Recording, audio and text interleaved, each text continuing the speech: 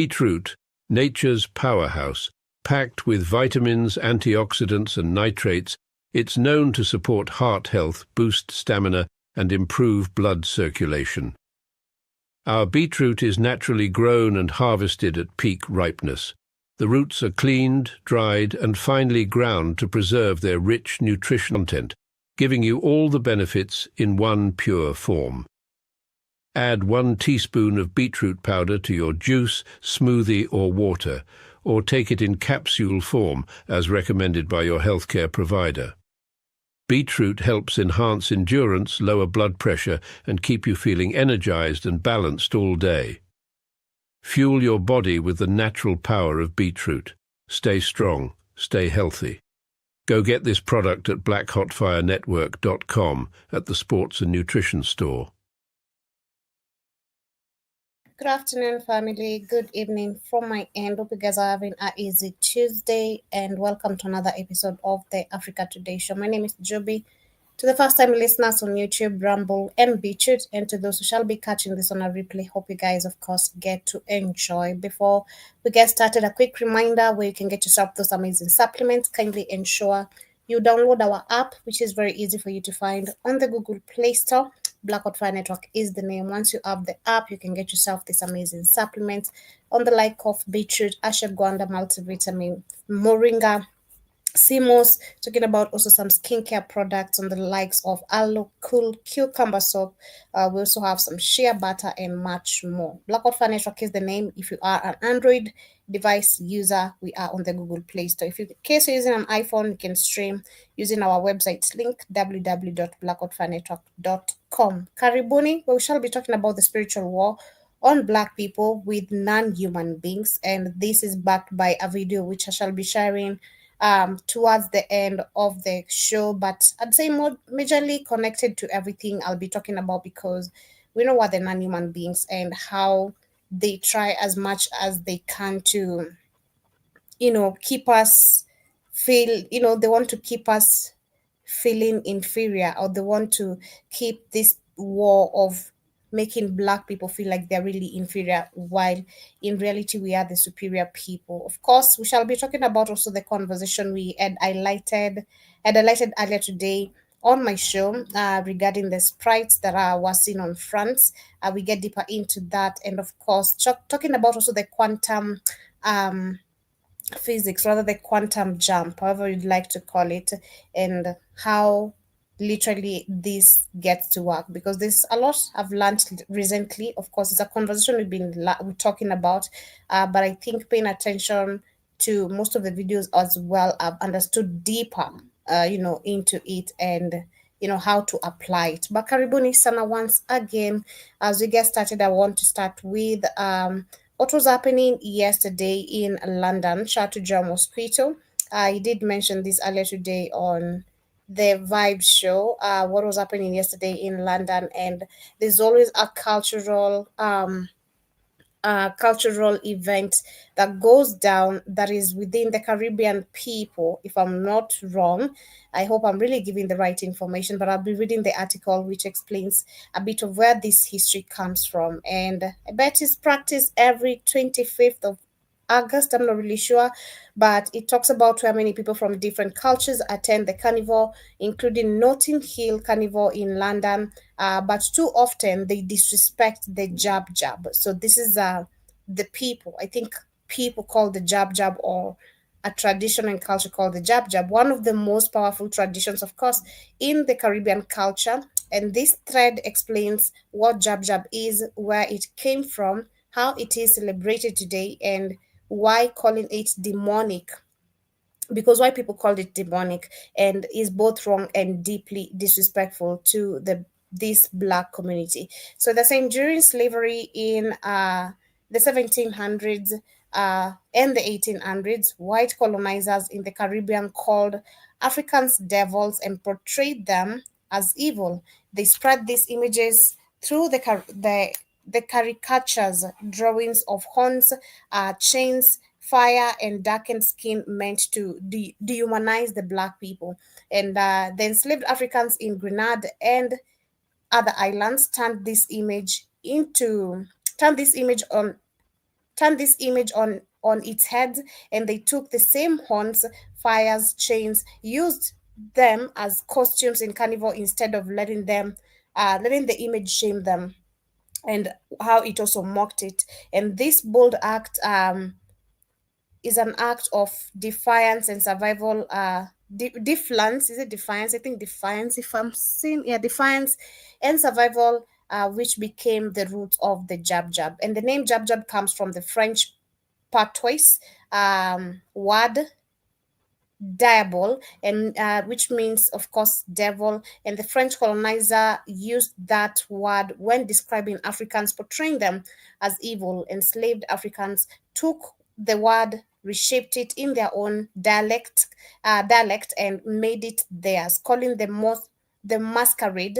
Jab jab was the mock was a way to mock the label, turning an insult into pride and resistance. When Jajab was created, Europeans still painted the devil with the dark and blackened or blackened skinned animal feature, horns and chains, and this tied the darkness to evil and directly fed into racist portrayals of Africans as devils. Which also have another video which is actually talking about the same case, literally how they've always been dehumanizing black people and trying to make, in other words or other areas, they try to sweetened slavery, make it look like it was good, but it was not really good, of course. And they're talking about the jab jab was born as a way to flip the imagery, mocking that insult and reclaiming the power. In the 1700s and 1800s, the devil was often shown as the dark skinned, horns, and chains, which fed racist portrayals of Africans. By the 19th century, this changed. The red skinned, flary devil, and most people know today. And both versions were created by the white Europeans through religious art and caricatures. And they're also talking about, of course, the jab jab masqueraders cover themselves with in oil, paint, or molasses, and wear horns, chains, and costumes. They dance, chant, and play music that is loud, raw, and powerful. Every detail represents struggle, resistance, and the refusal to be broken. And they're saying today Jab Jab is a highlight of the Nuts Carnival, which are spice months, sorry, and is also seen in other carnivals across the Caribbean. The music, drumming, and fire are not about worshiping evil. They are about celebrating African heritage and freedom and cultural When pride. black people dance, I mean, Kerry Busana, I like to know when you went live, Kerry Busana. I was trying to text you literally. I was just literally handling my Kerry, phone to Kerry text Busana. Anyway, you. Sarah. anyway, anyway, Welcome. if you don't understand the reason why Africans drums and dance, it shows the healing, the vibration of the drums. Everything Africans did that these beasts didn't understand, they thought was demonic. It's all Yeah. ancient, high spiritual science. The Mm-hmm. drums and certain dances would heal you. That's why we didn't have no diseases. We were one Mm-hmm. with nature. So Mm-hmm. we lost all these understandings to a backward ass people. Go Exactly. ahead. That is so true. So they're also talking about the jab jab is not demonic. It is historic rebellion and survival No. made visible. To call it demonic is to erase the creativity of enslaved Africans who turned pain into power. And jab jab is a resilience, heritage, and pride. It costs nothing to be respectful, unlearn and relearn instead of clinging into ignorance. When Caribbean people share their culture, they Exactly. should not be attacked or dismissed as demonic. Jab Jab is history, resilience, and pride. If for whatever reason you refuse to accept other people's culture and choose to stay close minded, then simply stay away from it. But they won't. What white people won't do that, trust me. White people will never stay away from your business. That is just one What? thing they refuse to do. Exactly. And what? Exactly. And why? Whenever Africans do so, why is it always evil and demonic? Joe? Why? Mhm. It's insane because just like you said, everything that they didn't understand, they demonized it, you know. And Exactly. I love the fact that after this, I'm gonna be sharing another video of, despite them using black women to breastfeed their children, you know, because they knew the black woman's milk had more nutrients than, you know, their women and all that, and proteins and all that, they still demonize the women. Because I just bumped into a video which explains literally also how they they put a certain image of these women who are servants to them, making it look like they were happy to be slaves of white people, and that they were always smiling, seeing the white pass, you know, the white Of master course. and all that. It's just diabolic, you know. It's super super crazy. But let me share this video of this guy talking about it, and a little bit of some videos of how this culture went down yesterday as well. Jab is a big resistance movement throughout the entire Caribbean. There's a big misconception about Jab, that Jab is devilish, but that is a Eurocentric propaganda. You have to understand that a lot was done to demonize anything of African tradition. So from drums to Jab to Maroons to the whole works, but it all falls under resistance and revolt. Jab resisted everything like religion, social, economical, cultural. It was a big resistance. So the masquerade of the jab, first of all, what's masquerade? Masquerade is pretending to be something that you're not. It's not your true self. So jab as a masquerade is shrouded in resistance and revolt. Revolt against a system which was deliberately designed to mentally, physically, spiritually, economically, socially, educationally, all the alleys rid you of your African identity. So the color of the jab, which is black, is more than just being dubbed in black, is coming one with what was demonized, because being black was a wrong thing, was negative. You was sold into slavery, you were chattel slavery, meant you were property of your own. And it worked, you know, it worked. I was listening to a video of a lady who was talking about how, you know, we keep on talking about how white people did, white people didn't, but sadly it worked, you know. That's the crazy part. It worked, and it still works. Because why are our people bleaching, skin bleaching?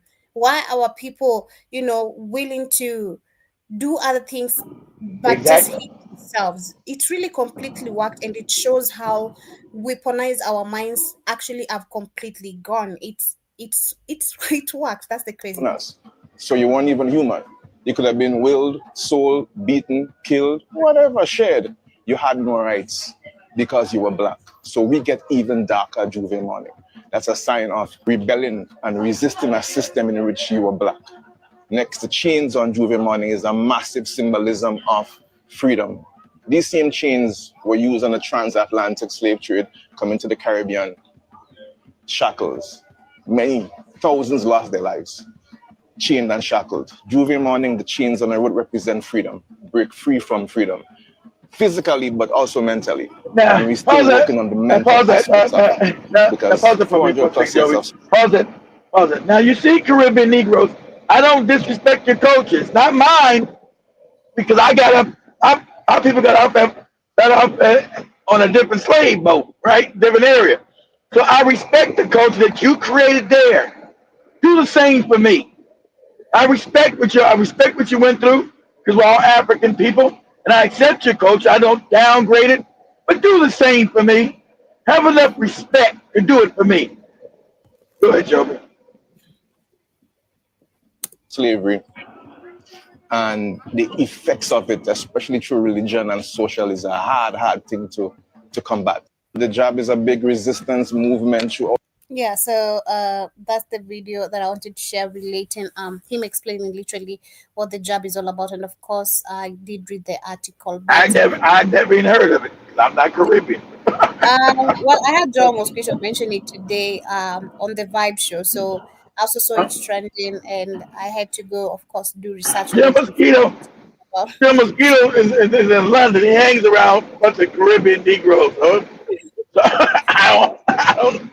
I don't. So sorry, Joby. I apologize. I don't know. well, like you say, respect other people's culture. Well, it's good to learn I this do. I do history. respect it. It's still So African. It's yeah, African. So, see, unlike, I respect everybody's culture. But everybody always comes at the black Americans. It's crazy. I don't have no reason to. I know they were fighting against their oppressor, and I respect that, and I respect the culture. Mm-hmm. So that's why, and that's why I won't speak on it because I know nothing about it. Well, shout out to the Caribbean, our Caribbean brothers and Now, sisters. now with Um, Jovi Show right there, I know that. That's my culture. This is that mammy stuff. That white. crazy. It's related because it's literally our history still as Black people, Well, because true. like That's we true. face the We're same all oppression. connected. We're all You know, connected. yeah, Exactly. we've gone through the same oppression. We still face the same oppression. We struggle the same struggles. You know, Exactly. You know so why? same. Because we're black. Mm-hmm. Because we're African people. That's why. Go ahead. Devoted to serving others, never worrying about herself. But have you ever you've seen her character countless times, smiling warmly, devoted to serving others, never And your worrying about mama. herself. But have you ever wondered where this comforting, loyal mammy stereotype comes from? Even the This plantation. familiar image was never real. It was The carefully South. crafted propaganda, a dangerous myth designed to portray Black women as joyful, obedient servants, content with their life dedicated exclusively to serving White others. women. Known as mammy, this stereotype emerged during slavery to hide the harsh Exactly. reality of All in the movie shoot. exploitation Pause and it, pause that. You see all in the movie shoot when they made an early Hollywood style. They always had a black, out of shape, ugly looking black woman. That was also, that's why, because white women are intimidated by beautiful black women. So they always have a big old fat, crazy oversized black woman. And at that time, to be fat and a black woman back then was rare. Rare. Rare. So they can find them a black woman and put on there and say, "Oh, hey, mammy. Oh, I sure love you, baby." And remember, the mammy was always good to everybody white. See, because the stereotype was so, these people so wicked. Stereotype of the black man, she was always good to all white people, but hated her own people. Oh, you sure is good, ma'am and missus. And whoa, but every time she came across somebody black, ooh, what you doing up in here? You gonna do what you told to do. You better not do this. You better stop talking crazy. She was always anti-black, right? She always had hatred against her own people. But everybody went, oh, ma'am, you missus, I'm trying to love on you. And what kind of biscuits do you want? And let me get you in your clothes. Oh, mammy. The stereotype was diabolical. She loved everything white and hated everything black. Go back and look at them old movies. Always it was subtle. Ooh, you no good shiftless Negro. Get on out of here. And then you try to stop my good me from loving old good white folks. You know I love me some white people. White people I love them. But you no good shiftless Negroes. That was this propaganda in there with a white child. Mammy never had time for her own children. Her own children just go get ate by alligators. Hey, get your ass on out of here. Mammy ain't got time to love on you. On which movie is that on? I'd love to watch that. It's a bunch of movies, Joby. Go look. Okay, you want to look at one main one? Okay, and it's either on Amazon or it's on Netflix. Go look at the movie called Gone with the Wind. Gone with the Wind. Gone with the Wind. Gone with the Wind. There you go. Go look Okay. that up. Go watch that shit. Ooh, man, a child. And then, it's a bunch of them. I just started with that one. There's too many to mention. Thousands of them goopy ass movies. And then crazy. Oppression. This perception of this stereotype doesn't just affect history, textbooks, and old films. It deeply impacts the way we see Exactly. I just told you, Jimmy. Old films. Exactly. That's why he didn't mention one film. Is all them old films. Hell, honey, child. Ooh, I'm making some biscuits, Joey. Ooh. And she was all over the top with that shit. Over the top with that love of white folks. Ooh, I don't care if I die, but I take care of you. What? any perceptions of their intelligence, strength, and complex humanity. So, join us today while we discuss the origins of Mammy. And if you like stories like this, you can find more stories like this at onemikehistory.com. But without further ado, let's get started. The mammy stereotype didn't just appear from nowhere. It grew directly out of America's difficult history of enslavement, especially during the 1700s through the 1800s. Enslaved Black women were forced to take care of white families, cooking the meals, cleaning their houses, washing their clothes, and caring for children that weren't their own. And imagine how painful it must have been for a mother to soothe another family's child, knowing that she might be forever separated from her own children at any moment. Yet these feelings and struggles were completely ignored, and these enslaved women were treated like property more than people. And these harsh realities weren't just limited to Southern plantations. Many Northern households relied on enslaved workers too. George Washington, for instance, America's first president. I was just about to pause it. I was just I was saying about George Washington. Remember his mammy, his wife's mammy, the family mammy escaped to get the freedom. He spent his whole life trying to find her ass and enslave her. He spent the remaining years of his life trying to find their mammy to re-enslave the woman. Thank God she never found. I think she ended up fleeing to Canada. They never. Thank God it's no good. See, this is the same bastard that was talking about who had African people's teeth in his head. It's crazy. He spent the rest of his life trying to enslave them. That's right, Joe, because that was the mammy. Oh, honey child, Joey, let me wash your ass. Did you do the one yourself? Oh, I got it. Let me wash your stinking ass. Oh, Joey, I'm mammy, Joey. This is crazy. On enslaved Black folks like his cook Hercules or his housemaid Doll for comfort and convenience. Day after day, enslaved Black women bathed babies, soothed toddlers, comforted sick and scared children, and were subjected to endless amount of chores. And they did it all against their will under the constant threat of punishment. So in the early 1800s, people began questioning slavery. Shout out, but pause again. Shout out to the African women who were in the kitchen cutting glass up in these motherfuckers' food and ripping them up inside. I love it. They never want shit. And that's another reason why I remember they never freed us because we was killing their ass. They like, we had these niggas, it's just too dangerous to keep enslaved. And we were fighting exactly right. You know what the hell you gonna be eating? Go ahead, Joe. Fight back against this criticism. Enslavers created this misleading image. The mammy stereotype was born. They portrayed enslaved Black women as older, happy, devoted caregivers who loved serving white families, and they did this deliberately to make slavery look friendly, harmless, and even kind. But this couldn't have been further from the truth. Many enslaved women weren't older or happily devoted at all. They were younger women who feared for their safety, sometimes chosen by their enslavers because they found them attractive. They were always of abuse and losing their families.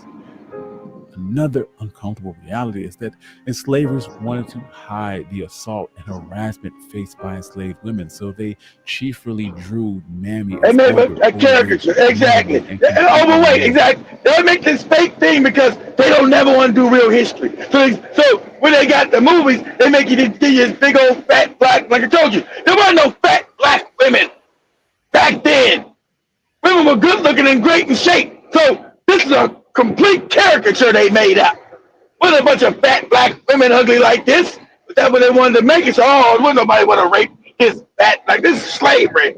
Nobody want to rape this big old fat out of shape Black woman who's old. Those are all lies made up. Go ahead, Chuck.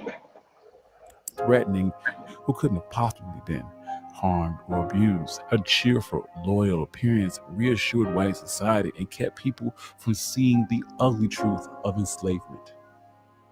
And even after enslavement and into the Jim Crow era, where racism and discrimination was widespread, white society romanticized the past by bringing back these mammy images. You would see it everywhere in advertisements, literature, Hollywood films, repeatedly showing Black women as cheerful housekeepers who were merely here to serve. A painful. Pause it. Look at this movie. Hey, look at this. pumpkin and the colored coons. What? Look how racist the colored coons. What? What is that? Johnny Little Pumpkins and the colored. Don't find that movie, Joe. Jesus Christ. I'm going Openly race. Look at in your face in the colored, you colored coons. Good, Joe. Mama. Aunt Jemima started out as a minstrel caricature, a All smiling, right. motherly black servant. And At the 18th, we were pause again to the. And remember, I grew up. I used to eat Aunt Jemima syrup when they used to be at the table. Aunt Jemima looked like a damn mammy. And me being stupid as a child, I never questioned it. I said, man, it's some pretty good syrup. Look at this crazy looking black woman on here. Not even knowing the history. You grew up in the racism and not even knowing the history of it. I'm a 4 or 5 year old child. I'm eating racist ass goddamn pancake syrup with a black mammy on. Don't even know what the hell it's about. And it becomes so ingrained in this racist ass culture. Go ahead, John. Nancy Green, a formerly enslaved black woman from Kentucky, portrayed Aunt Jemima. She made pancakes, told nostalgic stories. That lady from Kentucky, that might be the same lady that made Joey's first Kentucky Fried Chicken. Hell no, I bet not. Became incredibly popular. Soon, Aunt Jemima's face was everywhere on pancake mixes, syrup bottles, and kitchen gadgets. For over a century, the brand relied on a character that reinforced these negative stereotypes. Finally, after years of Black Americans pointing out how painful and how outdated this image was, Quaker Oats changed the name and image of Aunt Jemima in 2021. Now calling it Pearl Milling Company. But other brands like Rice, but they just now changed it 4 years ago. What? They just now changed it. That means my kids are already grown, going through went through the same shit I did. They go back 100 years with these crazy brands.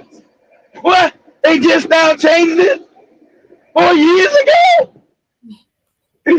These white people wicked. Cream of Wheat Ross's used similar stereotypes to sell their products.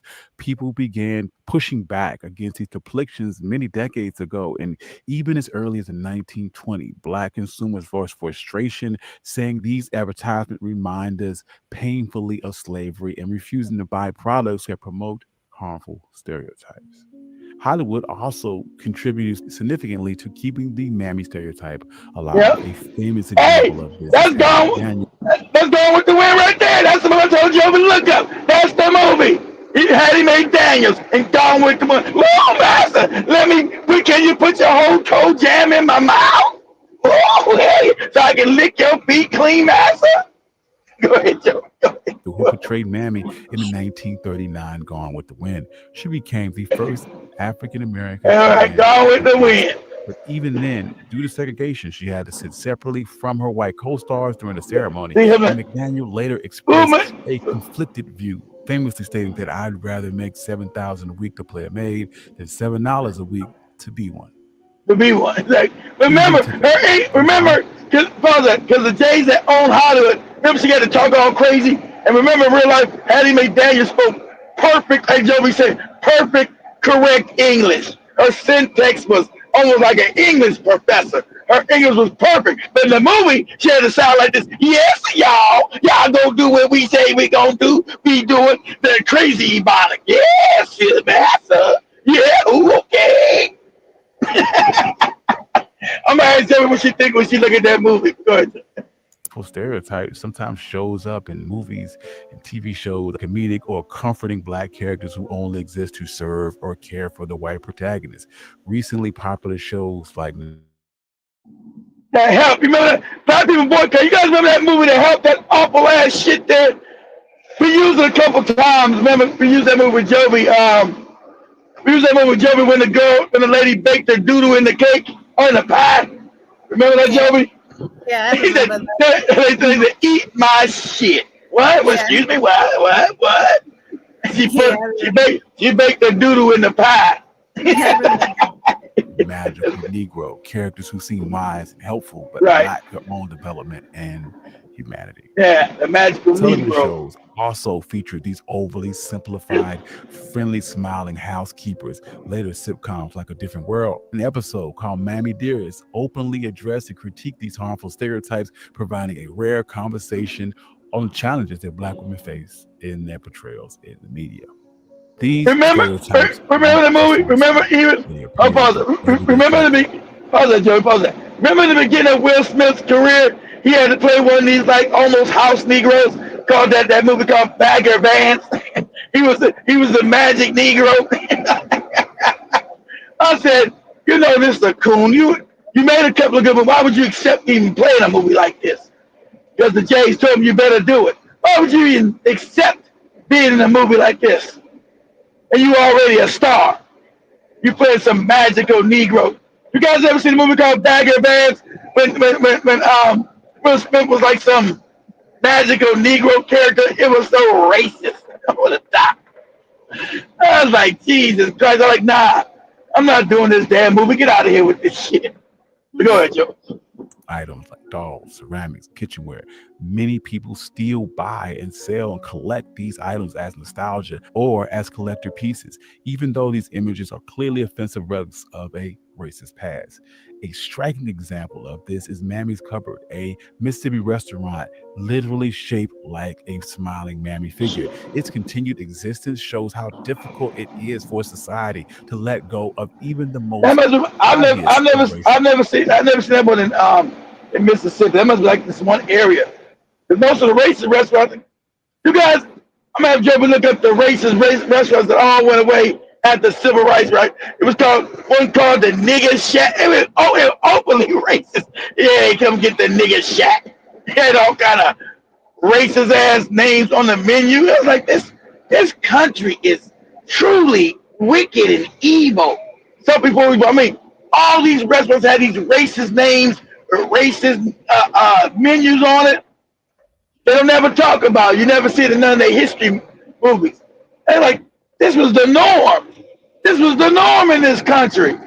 This country's so wicked as fuck. Don't tell me about no good time. Make America great again. When you had racist ass restaurant with racist menus, what are you talking about? Country ain't never been great. Go ahead, Joe. Symbols. Even Oprah Winfrey, one of the most powerful figures in American media, faced these stereotypes directly. In 1986, producers of Saturday Night Live asked her to appear as Aunt Jemima.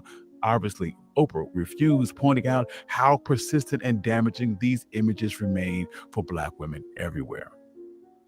In the end, the Mammy stereotype has lingered because it simplifies Black women and restricts them primarily to caregiver roles, seen only through their relationship with white people. The stereotype is far from harmless or accurate. Instead, it is deeply hurtful myth created to justify racist belief and unfair treatment. In reality, that's why white women hate attractive Black women. Get attractive Black women around white women. They hate the fuck out of them. Hate them to their core. Go ahead, Joe. Voices and struggle of these women. History clearly shows that they faced hardships, trauma, and injustice every day, but still found the strength to keep going. And this reality is constantly ignored by these simplified portrayals.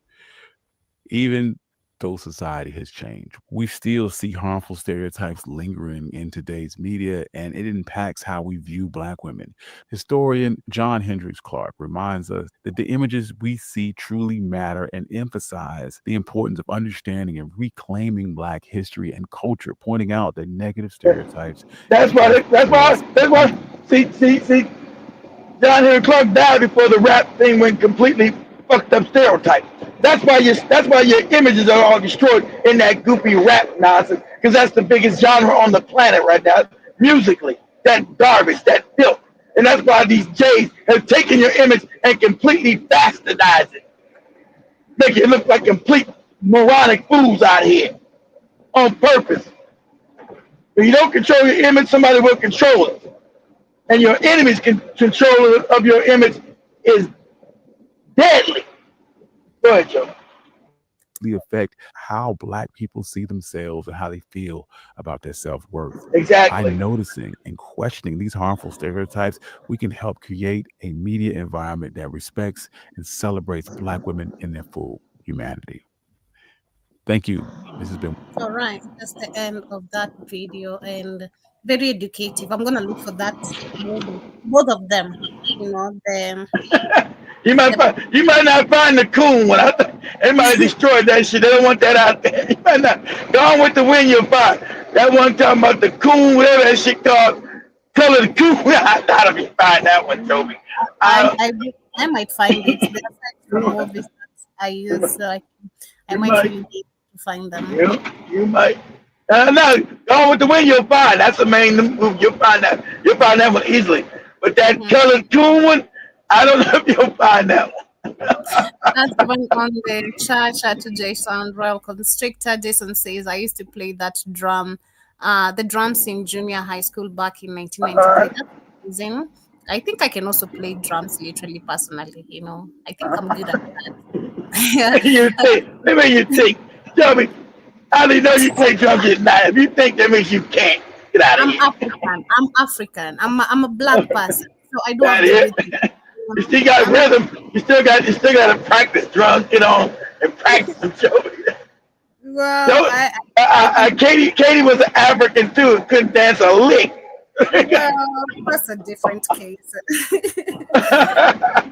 But I see Big Cheese Karibu Sana says, I'm sorry, kid, but you will not receive any cultural respect from American, Jamaican, and Africans. They have been vetted by the government. They are complete That, sellouts. but I'm gonna send you over this video. This lady got it completely right.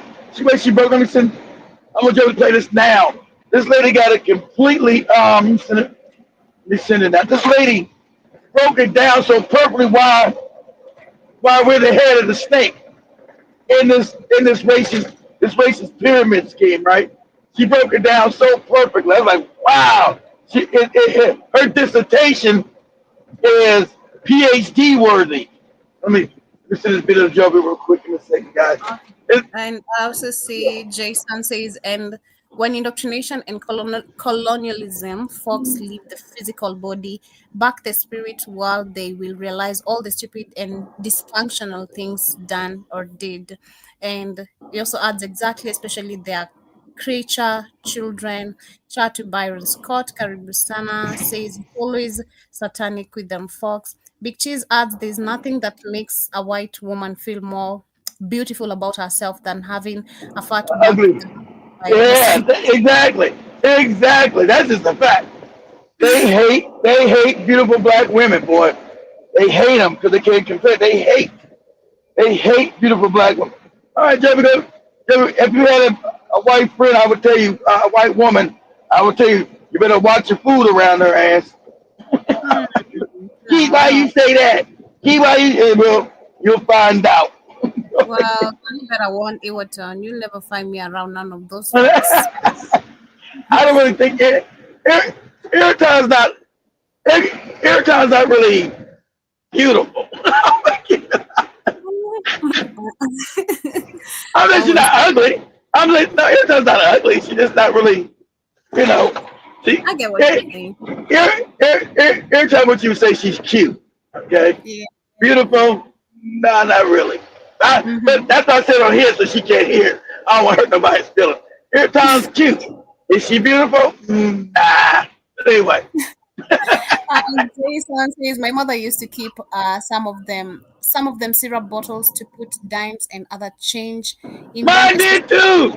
Mine did too. Oh my God, that must have been an LA thing. Not my mom, my grandmother used to do that shit. Take them syrup bottles and put all kind of change in that shit. That must be like some LA shit. I don't know. Byron says Stephen Fletcher spoke perfect English as well in real life. Yeah. And Derek Karibusana says Black Americans have endured the most brutal, horrific treatment in human history. Yeah, No exactly. has ever been through it. Well, That's what. So that's what well, we can't say. Well, for a longer time, I would say, nobody's had the same kind child is African American for a longer period of time. I'm saying that because the Africans going to the Arab war was bad too. I say for a longer period of time, consistently, no one has had this kind of pain and suffering as black people globally. Also black Brazilian. So not just African American. See, we don't know. You understand? They were in Brazil. Since you don't speak Portuguese, they learn their history. They were still with the same white wicked ass people. So Brazil might be the closest thing to us because they were enslaved, same time, same wicked white people, just in another country, another area. So I'll play to Joe when you get done reading. And she understands what's been done. She got it. What I've been saying the whole time. I don't think I could articulate what she said. I don't think I could articulate it as well as she just said it. That's the way I've been thinking of it for years. Because what they did to keep us divided, and how they put every black person in their own little chamber, their own little portion of identity. So it would make sure that they wouldn't unite together with other black people. And since we were the tip of the spear, like I said, we were alone. We were able, like the guy girl said, we were able to develop critical thinking skills. We were never given an identity like Kenya, a Nigeria, all these fake made up countries. Right? We weren't given none of that. And see, that's why they always that's why they always go with the culture. You have no culture. Their culture is created by crackers. Shut up. That's what she was talking about. And so that's why as black Americans, all the struggles came from us. Because we was always detached from all other Africans. So it gave us a chance to critically think about this system. See, other Africans were given a table at the bottom of the system. We was never given a goddamn table, right? Even though they're on the bottom, they still fucked up. They were given a table. Oh, I'm a Kenyan, I'm a South African, now I'm Nigerian. We wasn't given no table. We were still given, you're absolutely nothing. You're absolutely never gonna be nothing ever. So that gave us a chance to, develop critical thinking in our own schools and institutions. So she got this right. Go ahead, Joe. Let it go ahead. Just a minute before I play it. Big Cheese says, Joby, that lady, Haiti McDaniel is the first black person to win an Academy Award for that role in that movie. Damn. And she wasn't allowed to sit at the awards. Had to come in the back door to receive the award. I mean, what a shame. That is so crazy. In the back, she wasn't allowed to be in the building, Joby, of the award they were giving her because she's black. This one says white women age like in dog years. Like they like milk. That's right. Ugh. Especially folks that exactly. Get your 40-year-old black woman next to a 40-year-old white woman. You're like, wow, this shit's crazy. There's some science fiction shit going on here. Yusuf says, especially folks that can't think for themselves. Derek says, I still remember Amos and Andy. They had a racist black cartoon. And Jason says, yeah. I'm having Joey after this Amos and Andy clip. It came on TV on American TV in the 50s, talking all crazy. Yeah, boss. Woo-wee! Destroying our image like that, all black. See, they throw these images and that soothes white people because they want to think that all black people are stupid, fucked up, backwards, ignorant. And they like that. Makes them feel good. Go ahead, Joe. Okay. Like Black America has no diasporic allies. White supremacy.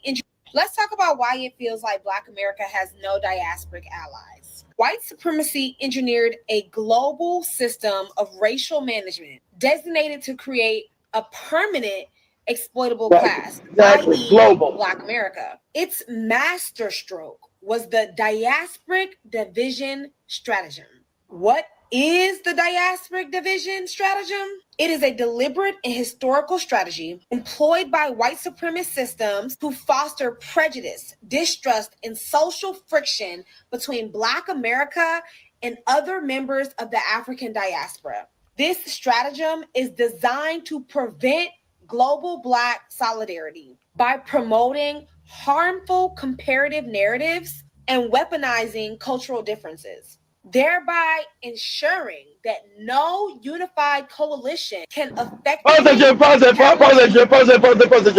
That's why I'm going against culture. That's why I didn't say nothing bad about the Caribbean culture that Joby just, because we're all Africans so why would I disrespect it? But they always disrespect us. It's crazy. So when Joby showed that, I said, yes, okay, I agree with their culture. I hope they have it. I didn't attack it and disrespect it. And that's what she's saying. That's what all you other Negroes have been forced to do. You've been colonized in the head. Go ahead. The existing racial hierarchy. This was done by placating most of the African diaspora with conferred identities, while subjugating Black America to proximate alienation, a state of embedded exclusion meant to perpetuate captivity.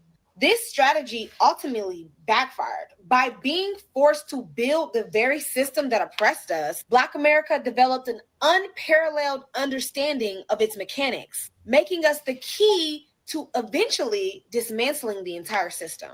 Here's how the strategy works. The core of the diasporic division stratagem, or DDS, by granting certain forms of identity, white supremacy created a false sense of power and belonging that redirected energy away from revolutionary change. For example, in Latin America, they were granted a place in a racial caste system while still being oppressed, but this offered a defined hierarchical identity that fostered a sense of structure and belonging within a colonial system. In the Caribbean and in Africa, they were granted nation-state identities, flags, and independence. This created post-colonial nationalist identities, which created a powerful source of pride and a perceived win that focused on building the nation within the colonialized identities and borders rather than challenging the global system that created them altogether. The outcome is that these groups were given a container for their identities, i.e., nation states and caste systems. This placated them as the fight became about managing their own designated space rather than tearing down the entire structure. The other half of this is controlling Black America through proximate alienation. The U.S. model of racial management is uniquely brutal because it's a denial of any form of sovereign identity. Total alienation. Black Americans were given no ethnic designation, no land, no flag, and no nation state. Legally defined as non-citizens within the nation that we were building. Forced proximity. Unlike the colonies, Black people were enslaved and segregated within the dominant society, not on a distant plantation. This created proximate alienation, the state of being physically and culturally close to the center of power while being systemically excluded from it. The goal was to create a permanent, exploitable domestic class that could never coalesce into a threat because it lacked unified bonds of shared, recognized identity or homeland. The permanent slave class was meant to be a predictable, controlled engine of labor. However, this backfired. The strategy to keep Black Americans captive forever failed because it created the conditions for its own analysis. Proximate alienation forced an unparalleled education.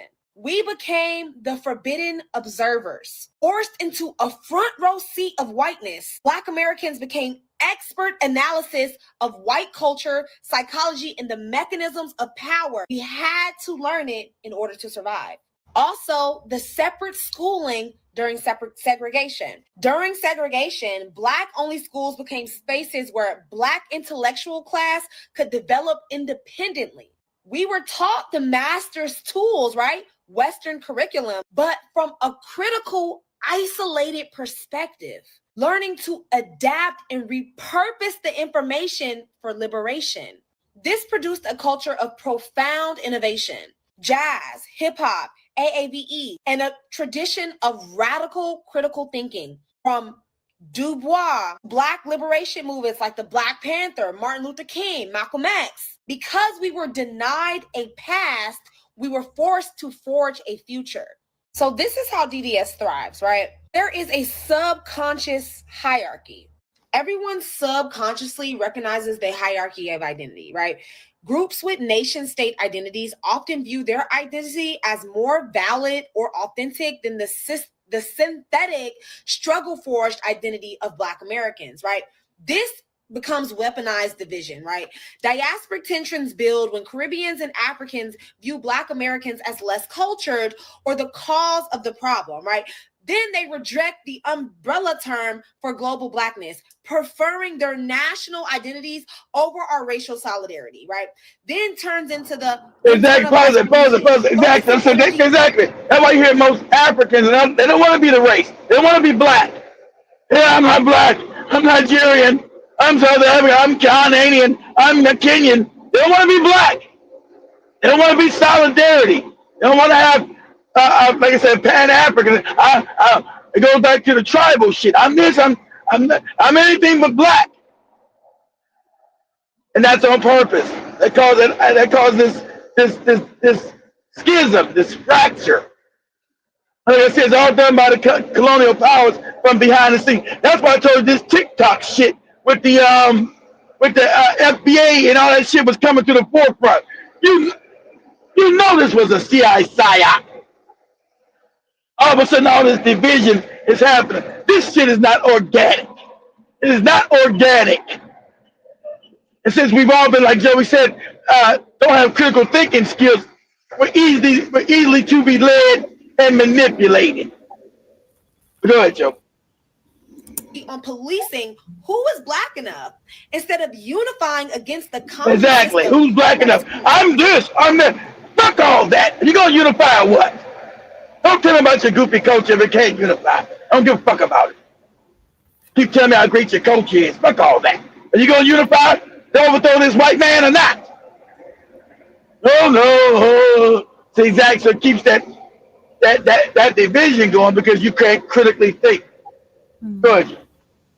The ultimate goal to ensure Black Americans have no allies, keeping the global diaspora divided, weak, and unable to form a legion necessary to challenge global white supremacy. All right. This makes Black America the key to global revolution. Unlike other groups, Black Americans were never bought off with a flag or a nation state identity. That means that our struggle has never been for a place within the system, but for a total transformation of the system itself. The condition of proximate alienation provides the most clear-eyed, uncompromised, and penetrating critique of the white supremacist system, because our understanding of it was forged inside the belly of the beast. Global liberation requires recognizing DDS as a deliberate strategy and uniting under shared identity, not based on colonial containers, but a shared goal of liberation. It requires shared identity to listen to the unique understanding born from Black Americans' unparalleled position. Anyways, you guys, please like and share this. I have armed you guys with two powerful coin terms: DDS, diasporic division stratagem, and proximate alienation. If you guys want to learn more, please make sure you never unite, because your unification brings you power on the globe. We think it's an accident that Black people on the bottom everywhere you go. You can't critically think your unification means power. You that fucking stupid? Yes, you are. That's why they continue to do it, because it works. Mm-hmm. Subscribe as we dive deeper into these new topics that are. Yeah, so that's the end of that video. And it's again goes back to just critical thinking. But I think I understand literally what you're saying. Being having a table, and I think that's the best word. The way you put it, you guys didn't have a table. The rest of us, we've had these other laid tables, With and that table. it does make sense. And looking at how deep the Black American history has been, literally of nothing but oppression and so much sadness, literally. But shout out to her for stating facts. And as we continue, literally, with our conversation, talking about still Black people, I wanted to talk about where some information came out about where out of 2 of every 36 Black adults in America are now are have a net worth of $1 million, and that is according to the 2025 data. And I just want to read this very quickly as we You know, understand you know what $1 million is today, Joby? close to nothing, especially in Close to America. nothing. Close to nothing. Of course, close to nothing. Remember, we're not talking about people even who are making 6 figure and still it's not even, it's not making sense. Like you have to be making more than now a 6 figure to live a comfortable life, literally in But they're America. right. Yeah, so it's saying that the other articles just saying 1 in 2 in 25 Black people. Another article says 2 in 35 Black people. So I'm not sure which one is which, but nearly 2 million Black Americans are now millionaires, and about 1 in every 25 adults.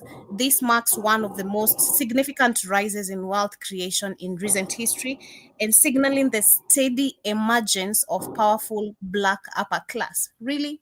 And they're talking about Black Yeah, entrepreneurs. exactly. Really, really not.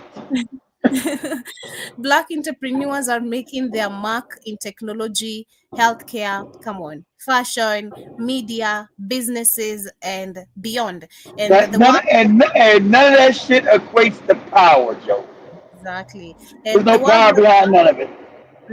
the worldwide technology founded by David Seward leads the way with more than $20 billion in annual revenue, making it one of the largest Black-owned business in the world. Companies like Act One Group is in workforce solution and Uncle Nearest in the spirits industry are also scaling billion-dollar heights and cementing Black entrepreneurship as a dominant force across industries.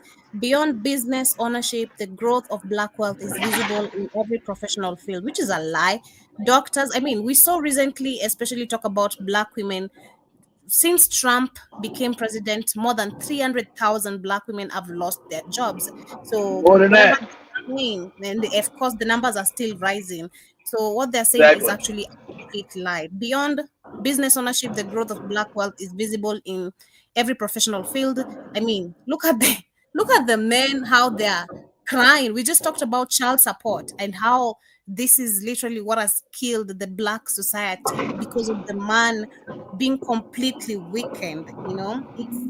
It's crazy. Doctors, lawyers, engineers, executives, and creatives are building influence nationwide, and cities like Atlanta, Houston, Washington, D.C. have become centers of Black affluence and leadership, supported by, I mean, these are the same, talk about Washington, D.C., this is the same place currently right now. They're saying there's high rates of crime, and we know the target that they're targeting is the Black community still. There's a video I was seeing that they even now even forcing themselves into people's houses and cars, just to Of course. pin a time on you, unnecessary things With a that show force. That's right. Mhm. Supported by the pipeline of excellence posted by HBUC. I don't know what those, but the numbers are clear. The Black Americans are now stand as the second largest millionaire group in the United States. With each year, more families are building generational wealth. This is a goddamn lie. This is a lie. And there's someone who's gonna buy this. There's someone who probably believes this. But if you But believe that this is it's probably true, Joe, that they have more millionaires, but millionaires don't mean it doesn't bring any power. It doesn't exactly. mean anything. And Mhm. so them saying there's more millionaires, okay, so what? What power does it bring? What help does it bring to Black communities? Absolutely nothing, because most of these Negroes, if they do get $1 million, the unwritten rule, Joby, in America is that you don't do shit for Black people, or we'll take Yep. your shit away. Exactly. And this is why you have these coons like Shampton. Let me share what Shampton is. Yeah, Al Sharpton. It's cool ass nigga. I had a video. I don't know if I'm gonna find that video. I'll wind up with that later. Of what's the name of this guy who had Cat Williams on his show? Um, Shannon Sharp. yeah. There's another video like the one of Candice Owens yesterday. I'm gonna share that to us at the end of the show. It's just funny. But listen to Shampton here talking about how Trump has been able to deal with world conflicts. I mean, how? When? There is no doubt that he has done more than practically almost any administration has tried to do when it comes to ending conflicts around the world. And he's put himself in a position where the political capital that he stands. I know. Me too. I was like, what? Now that ain't Sharpton right there.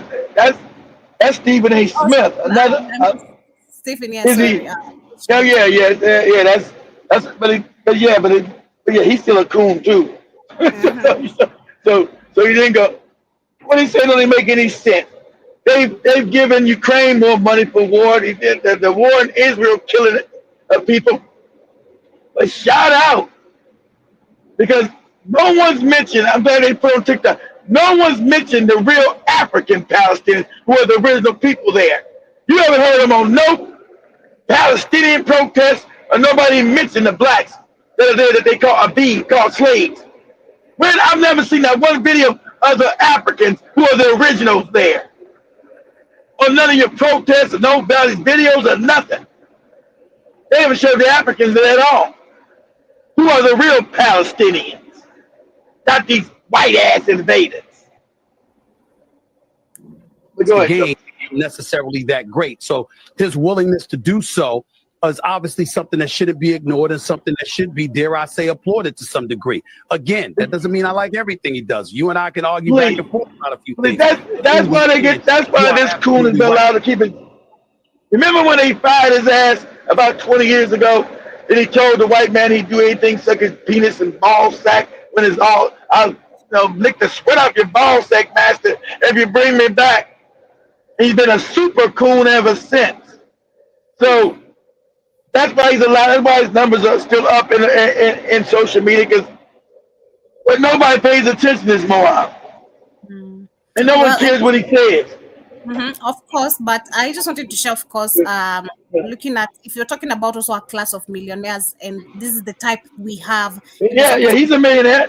Exactly, he's a millionaire. What is he gonna do? What has he done for black people? Absolutely nothing. Nothing. So exactly. We'd compare him with the same lady we were sharing her video yesterday, talking about, black people should be happy whatever Trump is doing, going to this, yeah, that sounded crazy. Clearing all this, crimes and everything. It's crazy. But shout out to Jiba Jaba in the building. Karibu Sana. I see. Ali Jason says, I still have Floggers coffee cans. My mother also used to collect change, even those big plastic Arrowhead water bottles. Okay. I also see Byron says, what's the lady's name that did the dissertation with? I don't know. I don't know names on TikTok. Let Joey share it on the WhatsApp chat. I'll put it in the WhatsApp chat, guys. I don't know her name. I gotta go to the thing. I'll let you guys look it up. I put her name in the WhatsApp app chat, guys, and you guys go into her profile and see what her name is or what she calls herself. I have no clue. We've been through things you can't imagine, Derek. And I also see Big Cheese says Keith dropped her video for the end chat for end the chat. That was an absolute brilliant breakdown of this system. It was brilliant. That's why it was brilliant. She said, I can never put it in that kind of articulation the way she put it in. I said this, and that's what I wrote in the comment. I said this is some brilliant shit. I put it into the WhatsApp chat room, guys. Jiba Jaba says, what about the 90% that don't have $1,000 in the bank? Exactly. Trust me, and it's plenty. Like you said, 90%.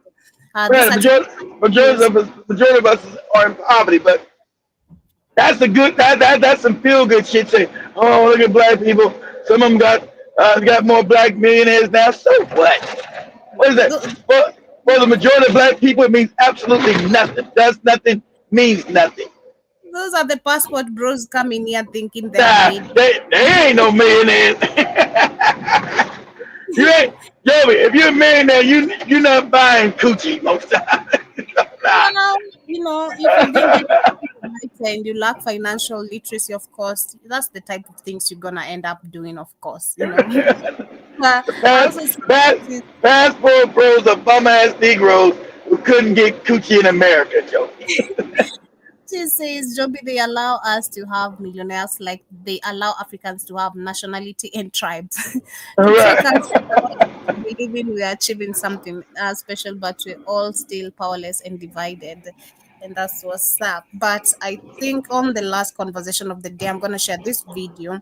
I'm not sure if this is the guy who we used to listen to. I was trying to, I don't know if it's the same voice, but he's talking about literally how we have, of course, things we've discussed a couple of times, things we've talked about regarding how the people we're dealing with are not humans and how they shape-shift, especially if you focus very well on... Yeah, they shape-shift. Look at the eyes.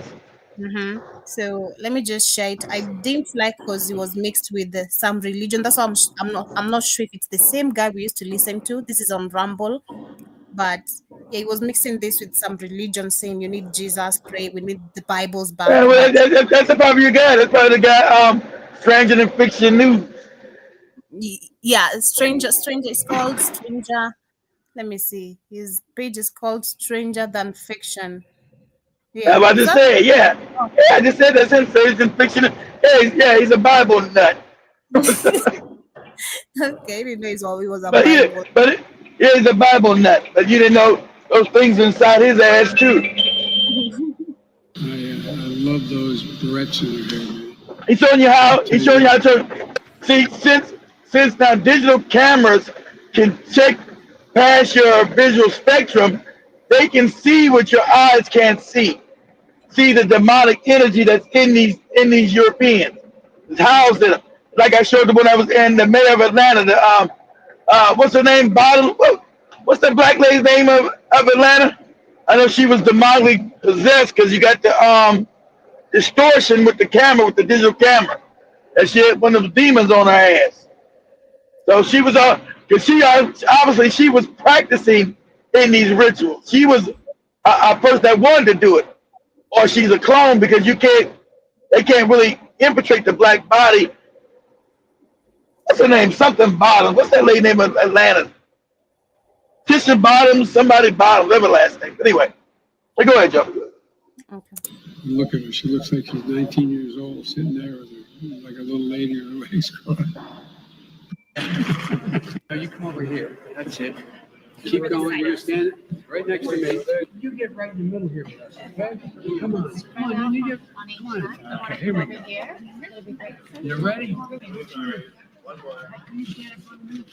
your name? Come on, you jump in here. Come on over. Don't tell me. Don't tell me. All right, here we go. Here we go. Come here, little one. What's your name? You tuned in to Stranger Than Fiction News, broadcasting live from the dark side of the planet. These people truly are disturbing. These people on TV are not human, ladies and gentlemen. Yeah, like you. And that's been saying that. Like you. It ain't got nothing to do with your Christian nonsense you've been talking either. Because things inside your ass too. So, because I told you, it doesn't matter when they keep getting you. The system doesn't care if you think Jesus is black or you might, that ain't make Putin say Jesus is black. There's no damn Jesus, moron. Christ is an energy. Until you understand that, you're always going to be caught up in the system. You're still, whether he's white or black, a lie, the system itself again.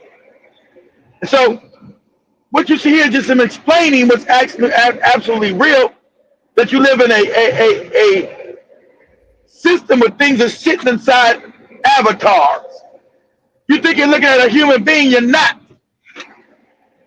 you're looking at a humanized animal. Bunch of animal parts and shit put together to construct it like a damn human being. There's no vibrational energy in that shit. Or as Credo Mutwa calls the Chittahootie sitting up in that damn thing. Go ahead, Joe. This is another firm reminder of that. We wrestle not against flesh and blood, but against spiritual wickedness. These people are demons. Yep, like you pretending to be human. Ladies and gentlemen. Yep. Can't imagine taking liberties with other people's children like this, but this is how they operate. They're like a disease, and they want to infect all of the new arrivals, all of the young children out there. That's why they're sexualizing your children in schools. Pay attention to all of the and also understand, and that's why he's always, and this dude's anti-black. You know, it's like, dude, you don't know you're anti-black because all that shit sitting in you too. You know, it's crazy. Crazy people think I'm truther. I'm a truther, but they're all anti-black because you're demonic, moron. Indoctrination that's happening out there. They want to molest and rape your children. Of course they do. They can be fertile ground for the demons. Come here, little one. Come here, child.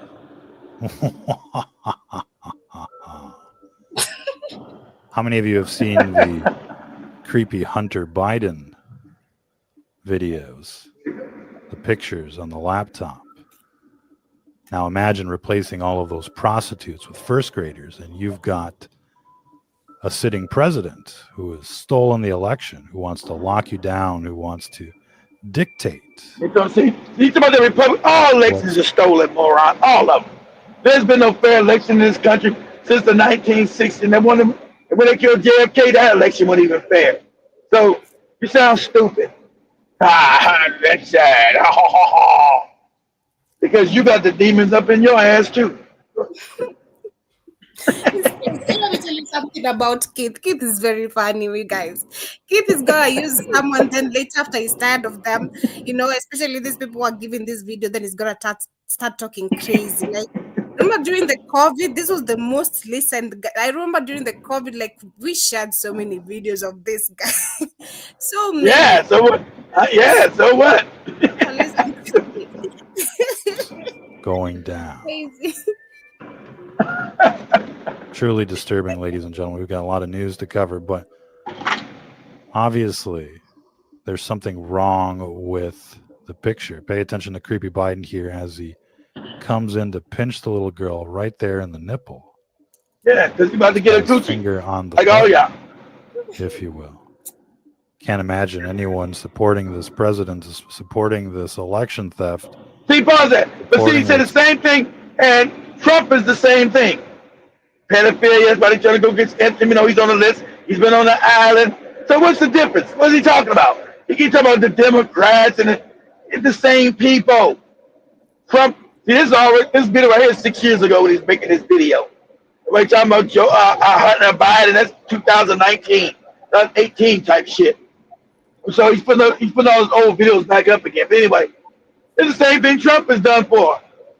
Same thing. Where's his videos on Trump? Somebody's got his dick in somebody's mouth. You know, it's a fact. Right? So he's just as demonic as well with that right-left shit. They're all possessed with this evil spirit, this wickedness. That's why, you know, the majority of pedophiles on the planet are white men. They're mostly criminals. They always make black people like the criminals because they own the media. They're the criminal class. They're the ones been robbing, stealing, and raping for hundreds of years. But in the movies, they look at, like, in the movies, everybody's, propaganda, white people are the good people. Oh, look at them saving the day. But they don't show who they are in real life on their fucking movies. Go ahead, Joe. Going on, but they are like cult members, and that's what they are. They're not sheeple. They're not trying to wake up. They're woke.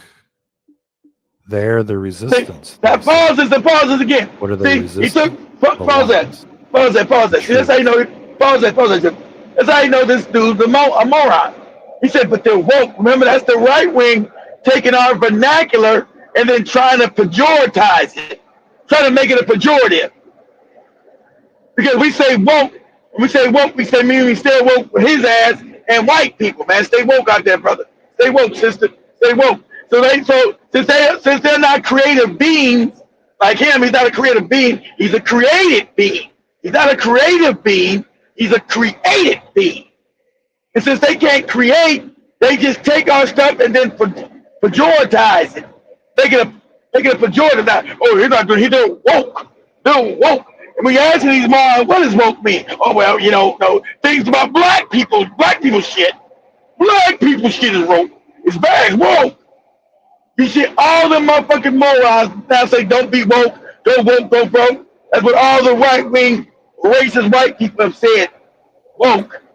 So they took black vernacular and tried to turn it into a pejorative, like this moron. Because he's anti-black. Because he's not a full human being. This is a humanized animal you're listening to. This is a monkey man. This is Neanderthal. I'm just laughing because it's how you're literally going after him. Not even the information. Literally, it's him. Well, I'm going to him, and the information's true. He's part of it, so I'm going up to his ass. He just came after you, Joby. He just said, and they're woke. I'm trying to make you understand what they do when they saying woke. He turned your vernacular into a pejorative joke. He tried to say you stay woke is bad, and it's woke. It's woke culture. They try to take what you do to fight their ass and try to make it. They try to claim it because they can't create. They're not from the creative. That's why they can't make no dances. That's why they can't make no music. They can't create shit. They can copy it. I'll try to make it. They can copy and do it, or they can copy and try to make it bad. Copy and make a pejorative about it. And that's what he did. So since they gonna show his ass, do this real quick. Go to YouTube and say, let me do this quick before you put it up. Let's go to YouTube and say clips of Amos, A-M-O-S, and Andy, A-N-D-I-E. Clips of the old show Amos and Andy. Man, black people talking all crazy. I'm trying to philosophize right here. Hold on first. Oh, this for educational purposes only. Put this up here first. Boom. There you go. Okay. This for educational purposes only. Copyright infringement. Blah blah blah blah blah. Only that right there. Google, YouTube. Copyright infringement. This for educational purposes only. Oh, nobody taking it down yet. Okay, yeah, go. There you go. Now this show, black people say all black people stupid, right? I'm talking all crazy, but this is the Ebonics talk. Yeah, what you be doing out here? You be doing right there, falsifying, classifying, falsifying. Yeah. What? This is on American TV to destroy us as a people. The hood rat talk. Yeah, exactly. Hood rat talk, but 100% even more stupid. Because it was showing professional people, jumping like a lawyer and a doctor. Instead of using professional language, they're like, ooh, yeah, ooh, your big toe hurt. Damn, bad, ooh, I was. So they're saying doctors and lawyers that were black were morons, Joe. They didn't know how to speak correct English. They didn't know the real words for shit. So if so, it's crazy because if they promoted this to make black people, like you're saying, black daughters, black and all that, how comes now we have millionaires in terms of doctors and whatever they just told us? That don't mean nothing. In the minds of white people, you're seen like this, Joey. That's how they want to see you, and that's how they see you, like this Amos and Andy. That's why they still talk about that now today. They talk, go on, bitch, shoot.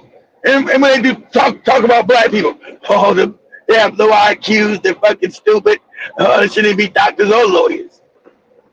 You're too stupid. They see you like this video. I don't know what the video you're about to play, but I know what the show. So whatever videos is how they see you globally. I think this is a combined clip. Oh, a bunch of good. It's a bunch of them good. I like combined. Okay, good. Go ahead.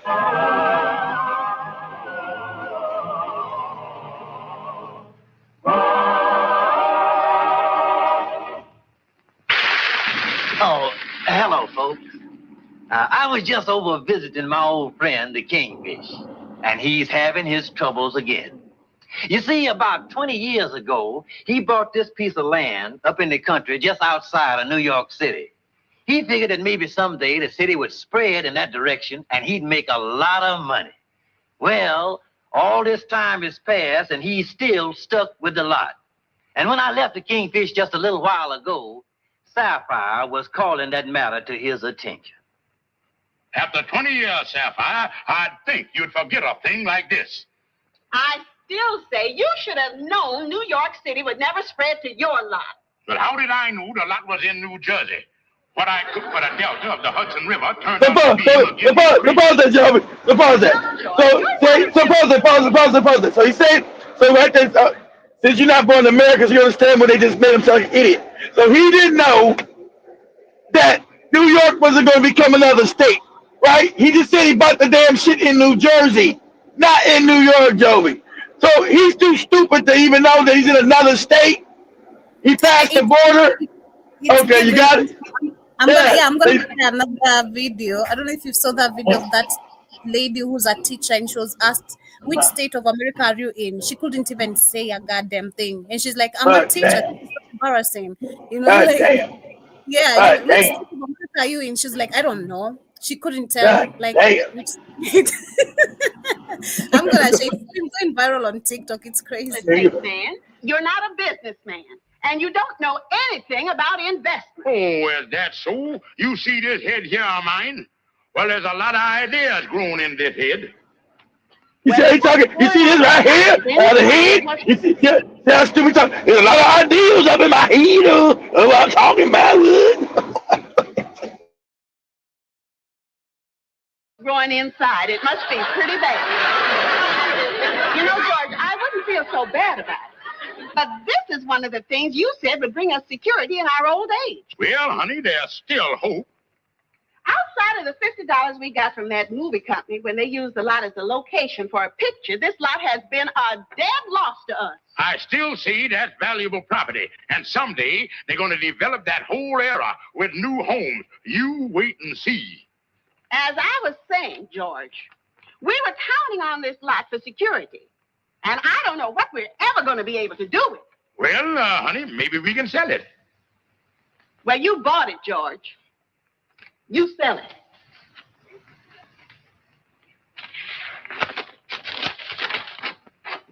Hi, Kingfish. Hi, Calhoun. What we got here? Well, Calhoun, years ago, I bought a lot up the country for $1,000, and it didn't pan out. So I'm trying to figure out a way that I can get my money back. Wow. $1,000. Now, don't let that fool you, Calhoun. A couple of years ago, there was a motion picture company making a picture in this era, and they wanted to use my property, and that's what they done. That's just the front of the house you're looking at. Oh, I see. Here's a picture of the back. You mean there ain't no sides nor back to it? Well, Calhoun, now when they're going to make a motion picture of a house and want to show the front, that's all they build. Oh, I see what you mean. It's not like a moron who's not gone to school, you know? This is crazy. Exactly. Exactly. They're both stupid. Go ahead. Kingfish, you ain't thinking about trying to sell that to somebody as a house, is you? No, Calhoun, I just figured on selling this country lot to somebody, and they can do whatever they want with it. Oh, well, now, the only person that would go up in the wilds of the country like that is somebody that wants to live like a hermit. You know, somebody that's nervous living in the city and wants to get out in the country to relax. Yeah. Somebody that's nervous in the city. Calhoun, I think I'll go and have a talk with my old friend, Fidgety Brown.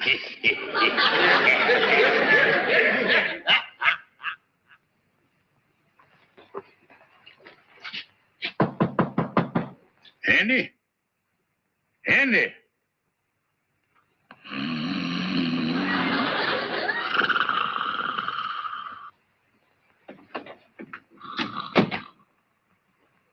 Andy! Andy, wake up! You was a bundle of nerves.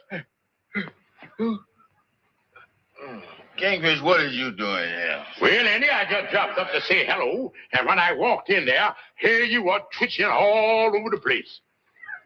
Twitching? Yeah, you must be a nervous wreck. Wait a minute, Kingfish. If I was a nervous wreck, how come I ain't twitching now that I was awake? Well, Andy, in medical circles, you've got what is known as the nocturnal twitch. Yeah, there are two kinds of twitches, the nocturnal and the dayturnal.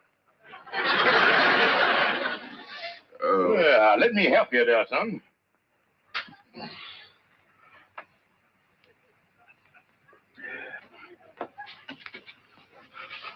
See there, Andy? You just twitched again. I did, huh? Mm-hmm. Well, I better let me help you here. Andy, this is more serious than I thought. You got a touch of the dayturnal, too. Yeah. I guess I'm in bad shape. Kingfish, you must be right. How did I ever get this way? Well, Andy, it's just a tempo of living in a big city like this. Now take your average day. Yeah. What do? You get up at noon, then you rush it to get dressed. Then you rush it to the restaurant for breakfast. After you eat, then you rush it to the park to take a nap. After you take your nap, then you rush it back to eat again. Then you rush it home, rush it to get undressed, and then you rush it to bed. I'll tell you, Andy, there's just so much a body can stand. Yeah, I gotta slow down, all right. Kingfish, what's the answer to all this? Well, Andy, according to statistics, they say that a human being will live longer and healthier in the country. You mean that, Kingfish? Well, all I can say, Andy, in the whole history of science, they ain't never discovered a cow with a nervous breakdown. Yeah, I still can't understand why the country is more healthier. Well, Andy, I guess one of the main reasons is the air in the country. That's better than the city? Oh, yeah, Andy. Now, And y'all want to tell me you are watching this program? Like, this was a show and black folks were watching this? Like, you guys were watching this? Like... But that's before we were born, Joe. None of us alive when that was out. That's black and white TV. We're not that old, Joey. This wasn't out when anybody was alive. There's nobody on this is our grandparents watching this at the time. This is we never watched it. This came out in the 50s. Wasn't none of us born in the 50s, Joey? I get you. in the city, the air, 30% oxygen and 70% nitrogen. What about 50% oxygen and 50% 75 years ago. No fooling. Not only that, the whole thing got a penicillin base. You know, Kingfish, a man in my condition ain't got no time to lose. I got to get out in the country. Where is there a good place, Kingfish? Well, Andy, I just happened to think. I got a lot of country that I'll sell you cheap. Well, I got to have more than a lot. I got to have a place with a house on it so I can move right in. Oh, got to have a house, huh? Yeah, I ain't going to camp out, you know. Well, Andy, it just so happens that this lot got a house on it. Take a look, son. Kingfish, this is a mansion. I couldn't afford nothing like that. Well, Andy, you just caught me at a time when I was desperate for cash. Now, to make a quick deal, I'll sell it to you for $1,000. $1,000? Well, I guess I could sell my utility stock and raise the cash. Well, let's go down to the bank. It's a deal. But wait a minute, Kingfish. I don't like to buy nothing without seeing it first. You got to see it, huh? Yeah, you wouldn't mind taking me out there, would you? Well, Andy, if you insist, I guess I could take you up there. I'll borrow Lightning's car, so why don't you hurry and twitch into your clothes, and I'll be back here in 20 minutes. Oh, yeah.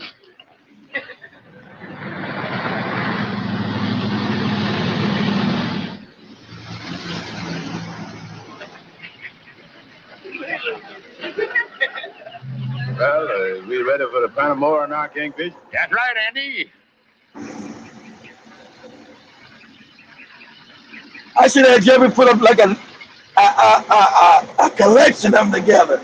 But this one's not too stupid. It's stupid, but it's not really badly. Like the ones you said, there, what you doing? No. I remember my grandmother used to share this crazy, what's this crazy ass shit here? You gotta say a compilation. Say a compilation video of Amos and Andy. A compilation video that they put a bunch of them together. But just to destroy. And remember, on the radio, remember this was on the radio first. And you know who played this on the radio, Joby? Amos and Andy? 2 white men. Of course. It had to be white. Of course. 2 white men. So when they made a TV, they got to have them black. It was all, if you get the radio version, it's probably worse. Yeah, Lord, what we talking about there? I think we have this like long, because I see clips of 24 minutes, 25 minutes. So they're all long. So let me just try find. Let me do this. If I read the better, Joey, no, do the radio version, not the TV. Do the radio version before they made it TV. Okay. Say the radio version of Amos and Andy.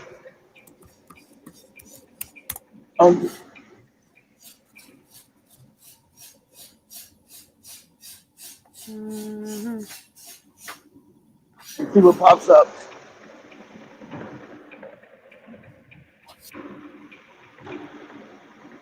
Okay. I see white people here. 2 white people. Of course.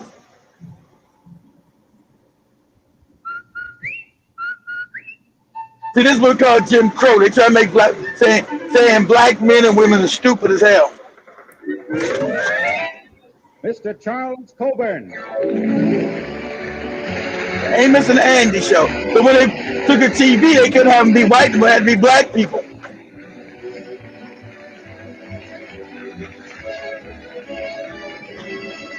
Is being made. The new Rinso presents the new Amos and Andy show. Yes, everything brand new. New in the fact that Amos and Andy are doing for the first time a half-hour show. New in that Amos and Andy are playing before an audience, also for the first time.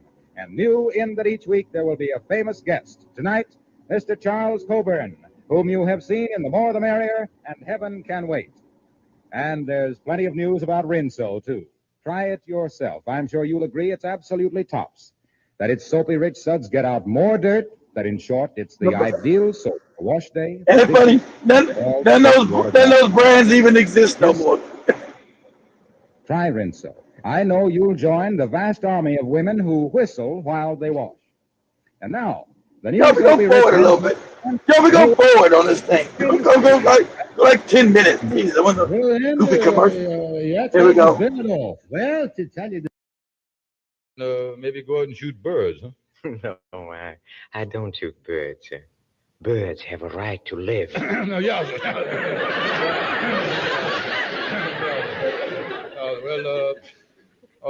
What else is there to shoot? Oh, there are things. Wait a minute. We is in the right place here, ain't we? I just want to ask you, mister, you is the sweet man, ain't you? The one to say please all the time, sorry to trouble you, pardon me and all that stuff. So what you hear is white men pretending to be black men is morons, and all black men are saying black men are morons. White men pretend to be black morons. Oh, got a nice, comfortable place here, all right. I can see that you kind of take life easy, don't you, mister?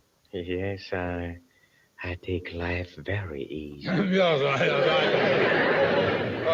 just one more question I want to ask you. You know how people is always joking. You was kind of a kid, ain't you? You know what I mean? A lot of things you say don't mean. You joke a lot and all that stuff. Huh? Well, I do have my lighter moments. Yeah, that's what I thought. Yeah. Now let's get down to business. Oh, that's an excellent idea. Of course, I assume you haven't opened the trunk. No, sir. No, sir. We don't know what's in there. Very good. Now, according to our agreement, I'll pay you $50 and you leave the trunk here. Oh, just a minute now, mother. Just a minute there. Hold yourself there. We is done seed by now, and you is done seed that we is rich men. Now, after all, we is going to have the $2 supper after we leave here, and they're going to smoke another 25-cent cigar. What are you trying to say? We just trying to tell you that $50 don't mean nothing to rich men like us. Oh, I can see you want more money. Yes, sir. We want $65. All right, I'll be very happy to pay you $65. In that case, we want $75. All right, let's make it 75. Yeah, no, we want 100. We want 100. I do not like bickering. Disturbs me. Well, now, wait just a minute here. This is a free country, and we are American citizens. And we got a right to bicker if we want bicker. Yeah, we want $100. And I must ask you again not to bargain with me, because it sometimes makes me do things that I'm very often sorry for. Well, we is standing our ground. $65 or nothing. Then it will be nothing. Brother, and I think we got a little ground to spare. We can back up there a little bit, yeah. Let's make it 50. Oh, well, that was our original agreement. Yeah. If you'll pardon me a moment, I'll get the money out of my desk here. Okay. Say, mister, you know I got awful thirsty in the last 5 minutes. Can I get a drink of ice water around here? I'm kind of hot, too. Oh, you may go back in the kitchen and you'll find ice cubes in the icebox. Oh, yes, sir. Thank you a lot. Thank you a lot, sir. That's $50 that you was getting there. Is that right, mister? Yes, it is. And I know that you would rather have it in cash than a check. Oh, yes, sir. Cash don't keep bouncing back on you. Yeah. That's very true, and it's very fortunate that... Don't make a move, anybody. We're police officers. Keep the cover, boys. What is the meaning of this Never mind the small talk, Laurie. We finally caught up with you in that trunk. Put the cuffs on him, Joe. Wait a minute now, gentlemen. Look here. Now, don't try to revolve me in this thing. I give you my word, mister. I don't even know what's in the trunk. But we know there's $200,000 worth of stolen negotiable securities in there. We knew it was in there the day it was checked at the depot. And we've been waiting a year and a half for the owner to claim it. Year and a half for a policeman? Very clever. When the trunk wasn't claimed, we let the auction go through, and we knew that the owner wouldn't be far away. Yes, but mister, I was innocent. I tell you, I didn't know none of this stuff. I didn't even know what was in the trunk. We know that. Yeah, so that's the truth, mister. The way the things stand now, I got $2.50 invested in that trunk. Well, I guess you're just out $2.50. Excuse me a minute. I just want to go back in the kitchen. All right, come on, boys. Let's take a look around the room here before we get going.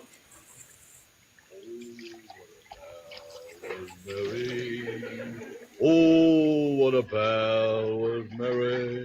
Brother Andy, ain't you got that glass of water yet? Oh, I having trouble with these ice cubes. I done busted my fingernail and everything else. You want a glass? No, thank you. And can you imagine these radio programs like 80 years old? This is crazy. These radio programs like 80 fucking years old. Knowing that. Oh, sure enough? About what? It's been saying to me, Kingfish, you ain't got no right to half interest in that $50. That money ought to all belong to Andy. No fool. Is that what your conscience has been saying to you? Yeah, Andy, sometime I do believe that my conscience thinks more of you than it do of me. Yeah, well, tell you the truth about this thing, you really is done pulled a fast one on me this afternoon. Yeah, I know I done pulled one on you, Andy, and that's why I want to unpull it right now. Here, I got my contract. Is you got your contract with you? Yeah, sure, I got it right here. Give me that. We'll tear them both up. Yeah, now, of course, you got to give me my $2.50 back so everything be level and even and all that stuff. But we won't be fair about the thing, you know. Oh, sure, yeah. Well, I give you that right now. Here it is. There's one. All right, Joe. We got us the whole program shit. Amazing. Imagine that shit was like 80 years ago. Shit. Well, you told me to play it, so I was playing it. I was trying to say play the whole damn thing. I just wanted to make a point. I wanted to play the whole damn episode. I just want to show you the disrespect. Actually, those are one of the good ones. I heard a little disrespect, but not much. Those are kind of clean versions. But anyway, I'm just amazed how old Because that radar program was back in the 1940s. Shit, it's the 2020s right now. That shit's 80 years. That shit's almost 100 years ago. That shit's 80 years ago. The racism, the hate, everything combined together. I don't know how to term it because, like we said yesterday, it comes with jealousy, which is backed by hate, and of course, the racism. I don't know how to term it, but it's all the same words combined together. Always. And it's still, and 80 years later, can tell you things have changed. It's 80 years ago, and ain't shit changed from there. We wouldn't even live in, well, of course we would live in some other body, though. Shit. But let me this conversation today about the quantum jump and the manifestation. Of course, people have been talking about this. Yeah, that's what we're talking about. Why you wait till the last to bring up the brain conversation? Well, we still got time. I'm not in a rush, My knees are and just shut my mic as you explain. That is all. But anyway, let me start with this first video right here. You got food today? You good today? Yeah, I'm good. I'm covered. Thank you. I'll show you how to quantum jump and manifest anything in your life. I'll give you the codes. See, neuroscience shows that our brain is like a computer, a supercomputer. These codes are as a secret combination to unlock the locked stagnation neural pathways that's creating the trajectory you have now over and over and over. So here are the codes. And again, it will open up a new pathway and then a new trajectory, the life that you want to live. And that's how you'll have the quantum jump. See, you in the 3D world, you have these programs. The 5D world, you have to see over and over in the mind, and you can't have doubt or fear. You have to let go. And once you see it, then you can make a jump. So these are the codes to help you make the jump. And these are always white charlatans trying to remix black science. Shut up. These are the codes. These are the this, these are that. Never hear white people talking about ancient African science. Go get the real thing. Stop listening to these morons. Go ahead, Joker. Quantum jumping does not mean jumping out of your body and randomly waking up in another world on another planet. You are staying right where you are, in your body, on this planet. It is the world around you that changes with you. Look at it like this. The wealthy and the poor are living in the same society on the same planet, and still, they are experiencing two completely different worlds at the same time. These different worlds are one, existing at the same time. There are multiple realities available to you at all times. Everything is energy. Everything vibrates. You are not able to see those frequencies, but your mind has the ability to pick up on those frequencies. Exactly. Pause that. That is why. So it's just African. Everything vibrates. Everything has different frequencies. Everything is a waveform. Everything is energy. Until you focus your mind and turn it into the material. So the African science, mind makes matter. Matter does not make the mind. The mind makes the matter. The mind makes reality. Mind makes matter. So when somebody doesn't understand there's a guy, you got atheists who now are upset about the fake religion, Christianity, Islam. I'm not an atheist. God does not exist. No. You can't know the creator, stupid. But he does exist because mind creates matter. Everything around you comes from the mind. The matter cannot create the mind. A tree and all this stuff you see, this material world cannot create the mind. It's the mind that creates the material. Mind creates matter. Matter does not create mind. So there is a creator.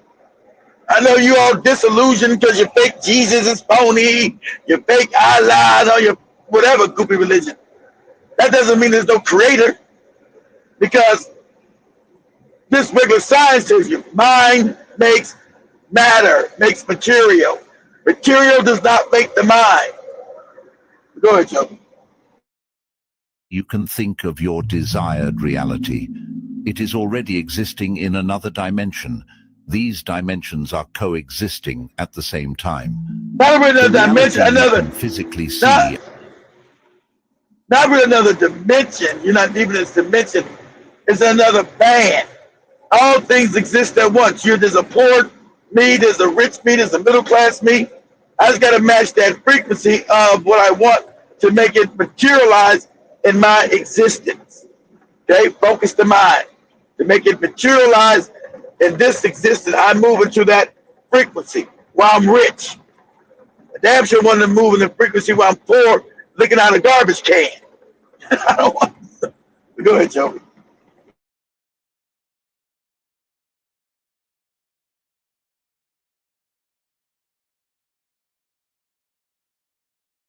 And experience is the one that aligns with your vibration. Everything is coexisting at the same time. Exactly. The past, the present, the future, and different All types happens of now. realities in the quantum field. Think of it like this. If you switch on your TV, you can only watch one channel at a time. But that does not mean only this. One channel is streaming right now. There is a show streaming on every channel at the same time. It's the same with the realities that are available to you. Think of your vibration as a remote. That determines which reality you see right now at this moment. In order to quantum jump into your desired reality, your vibration has to align with the frequency of your desired reality. In order to do that, you have to change the paradigm in your subconscious mind, which controls your vibration. Not only that, it controls 90% of your life, your actions, your habits, your feelings, and your thoughts. The other's key is your self-concept, self-image. Change the subconscious programming. Shift your identity by changing your self-concept, self-image, so that it aligns with your desire. Visualize, control your mental and emotional state. Doing these things will change your vibration, and when that is done, you will quantum jump into your desired reality. That means you will attract conditions and circumstances that will bring about everything you want. Your life changes, your reality shifts. Quantum jumping does not. Here's how the system works. Everything you could ever ask for, you could ever have now, or ever ask for in the future, already you exists. already have right now. That You already have all of it. You simply are not experiencing it. Because everything that has ever happened is happening now and ever will happen is. It's just funny. This is African. They tell the Africans this was evil. And so it is for you merely to reach into the sea of infinite possibilities and call forth the reality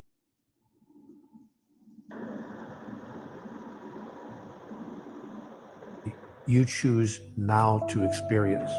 And you do this through three devices mainly: thought, word, and action. That is what you say, what you think or believe, and of course what you do.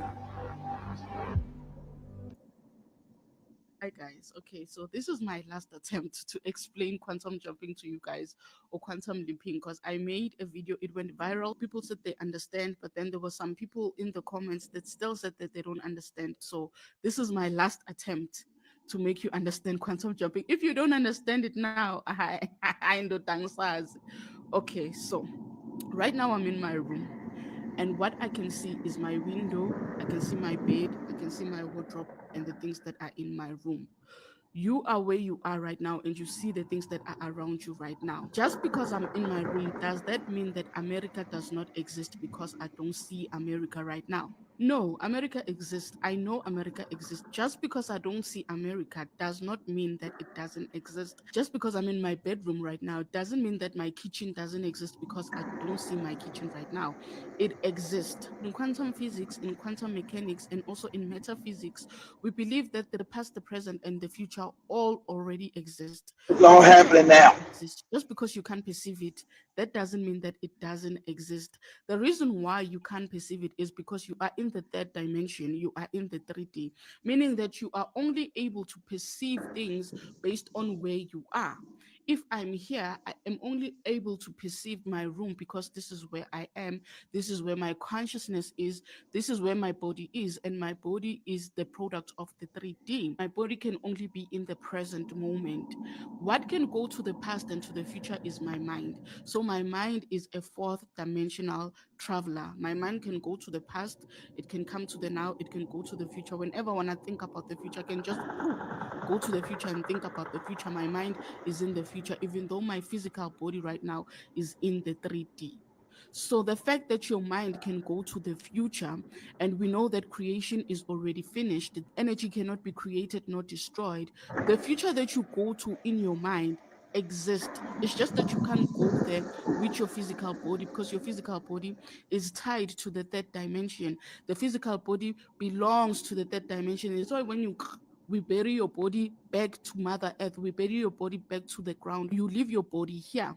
But once your spirit leaves this body, it can travel wherever it wants to travel. People that have NDEs reported that when the soul leaves the body, you can literally see Nah, life play out. it can't travel anywhere it wants to go. No, it can't. Your ass is coming back here. You can see your past, you can even see your future, you can go anywhere because now you are not in the 3D body, you are not in this physical body. That's why even in your dreams, you can go anywhere, you can even fly to anywhere because all those places exist. We only just can't see them because right now you are still in your body. So this body doesn't allow you to perceive all those things. Now, when you quantum jump, when we say that you are quantum leaping, you are quantum jumping, the only thing that you are doing is you are consciously choosing which future you want to end up in. Since everything already exists, creation is finished, energy cannot be created nor destroyed. It means that there are multiple futures that you can go to. All you have to do is choose which future you want to go to.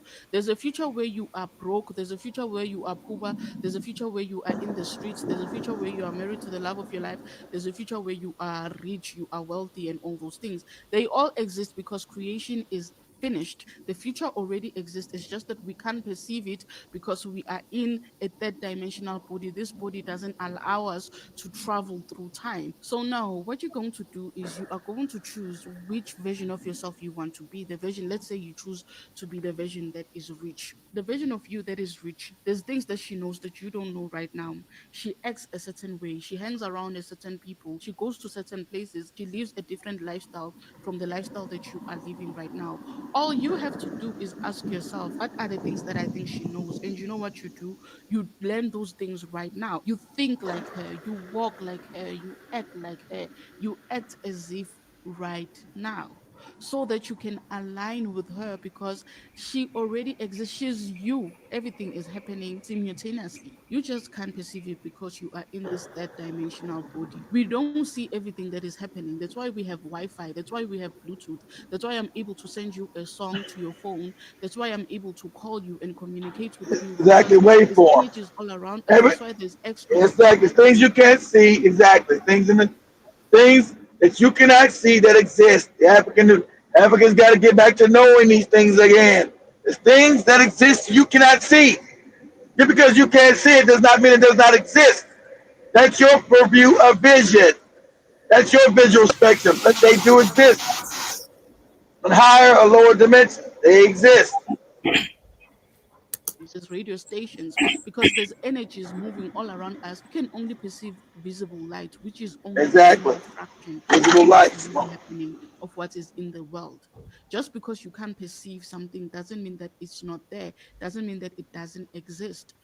So you just need to align yourself with the vision of you that you want to be. Think, feel, and act like her right now. Every decision you take, every choice you take makes you jump to a certain timeline, makes you jump to a certain future.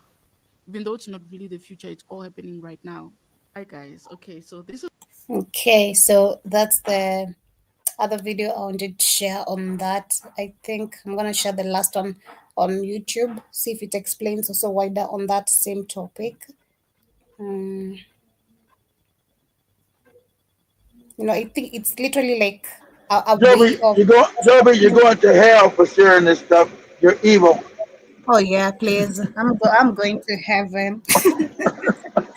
But yeah, this is literally if you understand it better, it's just a way of manifestation. If if you understand, these are a simple way I think of understanding how to manifest. That everything, whatever you put your mind to, you're capable of tapping into it. You just have to.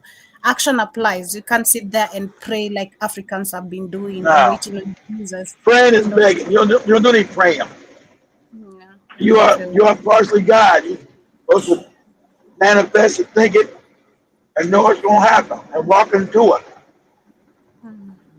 So let me share this to see if it's explaining. Law. This audiobook reveals the quantum law, a force that lets you shape reality with your mind. You'll discover how your thoughts and intentions influence the very fabric of existence. Unlock this hidden power and watch your life transform. The Quantum Law. Introduction.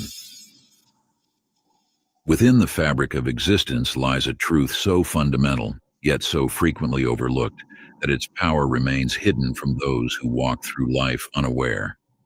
The quantum law, an eternal force that binds consciousness to creation, whispers its secrets to those ready to listen. You stand at the threshold of understanding that transcends the ordinary boundaries of perception. The world you observe is not the rigid, unchangeable realm it appears to be. Instead, it flows like water, responding to the subtle currents of thought and intention that ripple through the quantum field. The ancient masters understood this principle intuitively. They recognized that the universe They always say the ancient man. Who are these ancient masters? The African. The ancient masters understand all the ancient shit. The African. Don't ever say the African. The ancient masters. The fucking African. This is all African shit. The ancient masters. Fuck out of here. The African masters. Go ahead. But through precise spiritual laws that mirror the dance of subatomic particles, where observation shapes reality and possibility collapses into manifestation through the power of consciousness. This knowledge has been guarded through ages, passed from master to student in whispered tones and sacred texts. Now, as science and spirituality converge, these timeless truths emerge anew, validated by the discoveries of quantum physics. The universe reveals itself as a vast ocean of potential, waiting to be shaped by the power of focused intention. You possess this power, this ability to influence the very fabric of reality through your thoughts, beliefs, and conscious awareness. Every moment of every day, you participate in this quantum dance, though you may not yet realize the extent of your creative force. The veil between what is and what could be grows thin for those who understand these principles. Reality itself becomes fluid, responsive to the frequency of your inner state. This is not mere metaphor or poetic license. It is the fundamental nature of existence, confirmed by both ancient wisdom and modern science. Pause As you step into this... Pause it. Ancient wisdom. Listen.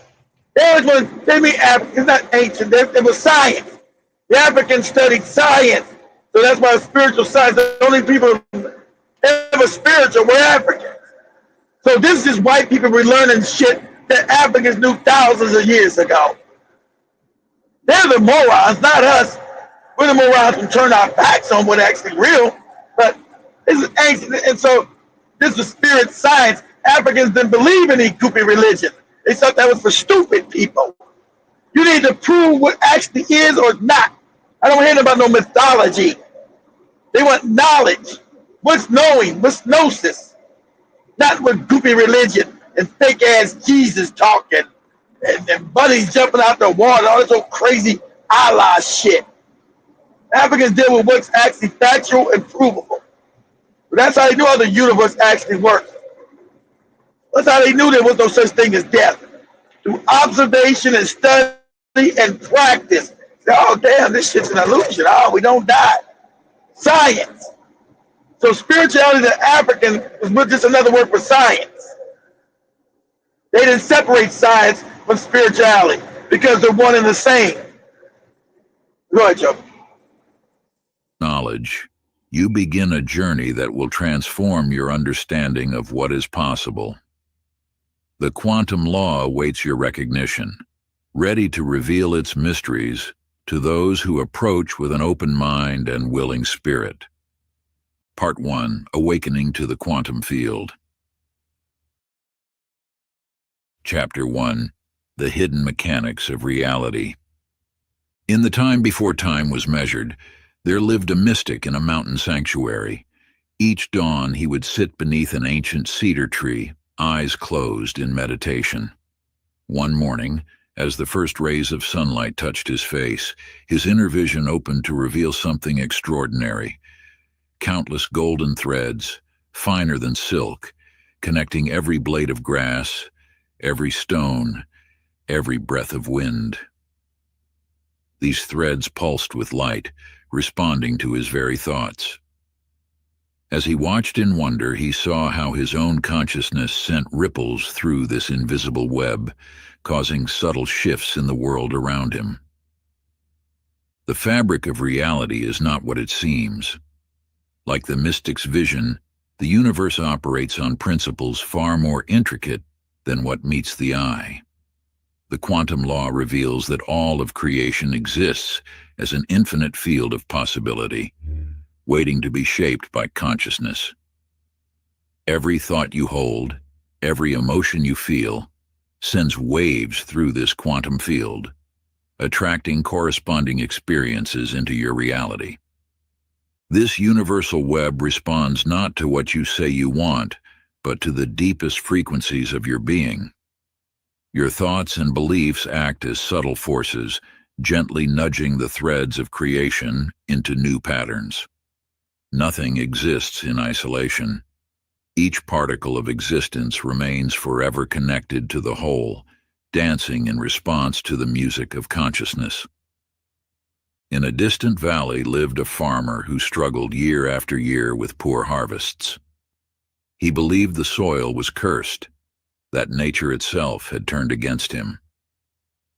One day, while digging in his field, he unearthed an unusual crystal. As he held it to the light, something shifted in his perception. He began to see how his belief in scarcity had manifested in his crops. With this realization, he changed his approach. Instead of fighting against the land, he began to work in harmony with it, holding thoughts of abundance and gratitude. Gradually, his fields transformed, yielding harvests more bountiful than any in memory. Like this farmer, you create your reality through your perceptions and beliefs. The crystal served as a tool to awaken his awareness, but the power had always resided within him. Your world mirrors back to you the contents of your consciousness, responding to your deepest held truths about what is possible. Now I offer you a transformative ritual of profound significance, an ancient practice passed down through generations of seekers, called the Mirror of Consciousness. Find a quiet space where you won't be disturbed. Sit comfortably and close your eyes. Take 3 deep breaths, allowing your awareness to do what modern quantum physics now confirms. The observer and the observed are inextricably linked. Your consciousness does not merely witness reality. It participates in its creation. When you direct your attention toward any aspect of your life, you engage with forces more subtle than physical matter. Your focused awareness acts as a gentle hand, shaping the quantum field of infinite possibility into tangible form. This is not mere metaphor, but a fundamental law of existence that operates whether you recognize it or not. Think of your consciousness as a beam of light in a vast dark room.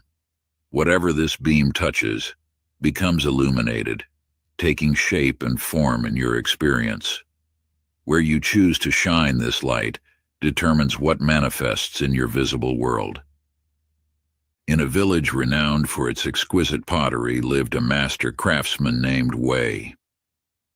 Unlike other artisans who worked only with their hands, Wei understood a deeper secret. Before touching the clay, he would sit in silence, holding in his mind's eye the perfect image of what he intended to create. Other craftsmen marveled at how the clay seemed to flow effortlessly into form beneath his fingers.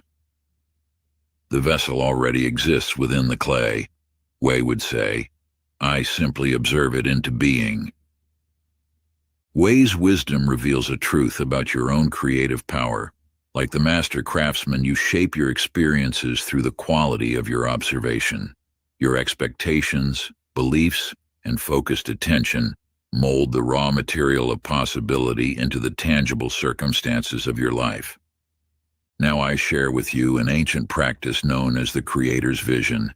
Find a quiet space and assume a comfortable position. Close your eyes and take 3 deep breaths, allowing your mind to settle into stillness. Imagine before you a screen of pure white light. This is the canvas of creation. Begin to paint. I think this one is literally giving you a whole what is it called, explanation on how to A synopsis. how to practice the whole thing. But I think we're gonna come to the end with that. If you want me to share the whole video, let me know. I'll share Yeah, it just on put WhatsApp. just put on WhatsApp. Yeah. But as I go through the comments, as we wind up, I see Jiba Jabba. Let me see where I left at. Okay, we have Big Cheese talking about, and after all that disgusting behavior, Black women still voted for Biden to be their president. And Jiba also say, walk to them means the ends are getting restless. And I also see it says the original Amos and Andy on radio was white when they White went men. to Yeah. contributors. And I also see Big Cheese says, if I asking if I noticed on Amos and Andy, they showed the Black women as intelligent and Exactly. But I didn't want to say that. I didn't want to say that, Big Chief. They showed the African woman as the head of the household, and the man being the buffoon and was supposed to listen to her. So they wanted to flip the roles. Exactly right. I think you guys. I was about to say that, but I said, "Nah, I don't want to even miss." Because it was obvious when King Fish was talking to his wife about the investment. She was explaining what's going on about their future and everything. He's like, "Hey, hello there." He didn't know shit. She knew everything. So he had to refer to her. So she was really the head of the household, not him. Exactly. He was the moron. I also see Jiba Jabba says sleep middle of the day, another trope of being lazy. And he also adds before the 1956 civil rights bill, blacks weren't featured on TV, and this is a Bula Ahmed were the first two, if I'm pronouncing that correctly, Jiba Jabba. Small Hearts Joby put this out. Of course, they control everything. So what do you expect? He also adds sounds like those mumble mouth Negroes. I don't play those people. You guys, I don't really play this. Joby actually got some. Those Amos and Andy clips wasn't that bad. The ones that really worse than that one. Hey, hello there. What are you talking about, big boy? Like what? You're like what? I don't really play those people, Jiba Jabba. Come on, like. I heard Joby. I haven't seen it on Joby's. Usually they're always on Joby's Instagram. I haven't seen them crazy.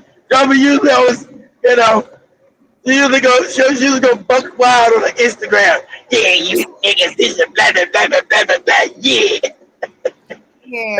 That way she let loose. I'm gonna come back, let my leg get well. I'm coming back with all this strapping, as usual. But I also see Jiba Jabba says Black Hate has no expiration date. And Jason finishes with the comment says, oh after shit. this 2000 cycle, I don't even want to imagine how things will go when it's time to go back to stupid to stupid every fall periods have created crab beans. I got that correctly? Did you understand that? After 26,000 cycle, I don't even want to imagine how things will go when it's time to go back to stupid. Every fall. He's talking about the golden age. How's it going to go? I'm not going to be here. I'm not going through no more cycles. I'm getting out. He's talking about he's talking about when blacks start getting real smart again, showing the world, creating all these advanced civilizations. And then eventually that's just all going to go back down to tribalism. It's all go back down to stupid again. You're going back up. You're going to stay up there. I think the golden years last a long time. I think the golden ages last like 12,000 years. And after 12,000 years, you start to decline, Joe. You're going to start descending. You're going to start getting stupider, stupider, and stupider, and stupider, and stupider. Well, sorry, we can't save everyone. That's just what it is. For those who will be woke, okay. For those who will be woke, good for them. Yo, man told you woke is bad. You heard your video you said, and you're being woke. Yeah. So if you won't be woke, wait. You're not gonna be able to be woke because the vibration is gonna change, Joe, on the planet. It's gonna go down to you being a moron. It's gonna descend the vibration, but I'm gonna be out of this bitch. I'm not coming back. I'm gonna be gone. The vibration is gonna change, and then it's gonna go back up. I'm getting out of here. Corn, so you're still eating Popeyes and ice cream corn. I know. That's what I'm trying to say. I know, because about eating this shit, I'm never coming back. That's why I've had Popeyes in 2 weeks. I was able to stop for 2 years. This big cheese fucked me out. I can't go chopper. I went back, and for 2 years I've been eating it again. So I got to get rid of it for good of my diet. Trust me, tomorrow or Thursday, you're gonna hear Keith mention, "Oh my, passed by Popeyes." I tried to hide it when I first started, but then I had to, because I wasn't eating this shit. And then one time I said, you know what? I ain't ate that shit in 2 years. As soon as I went back into Popeyes, I was a wrap. It's 2 years later, and I'm all fucked up. At least he dropped the Dr. Pepper Jibba Jabba. We gotta give him that. That's something I'm proud of. He dropped the Dr. I ain't dropped the Dr. Pepper. I don't drink the Dr. Peppers like I used to, but I drink them every now and then. It was a year. I went a whole year without drinking them. Then I just said, man, why can't I just have one Dr. Pepper every now and then? It's in moderation. Damn. So about 3 or 4 months ago, I started drinking like one during the weekend. I don't got nothing during the week. I drink them. If I do a show, I'll drink that Dr. Pepper. So. Bye, my family. Much love of yourself. What's up, fam? See you guys tomorrow, same time, same place, right here on the media of the 21st century. Peace. Same black channel, same black time. Black.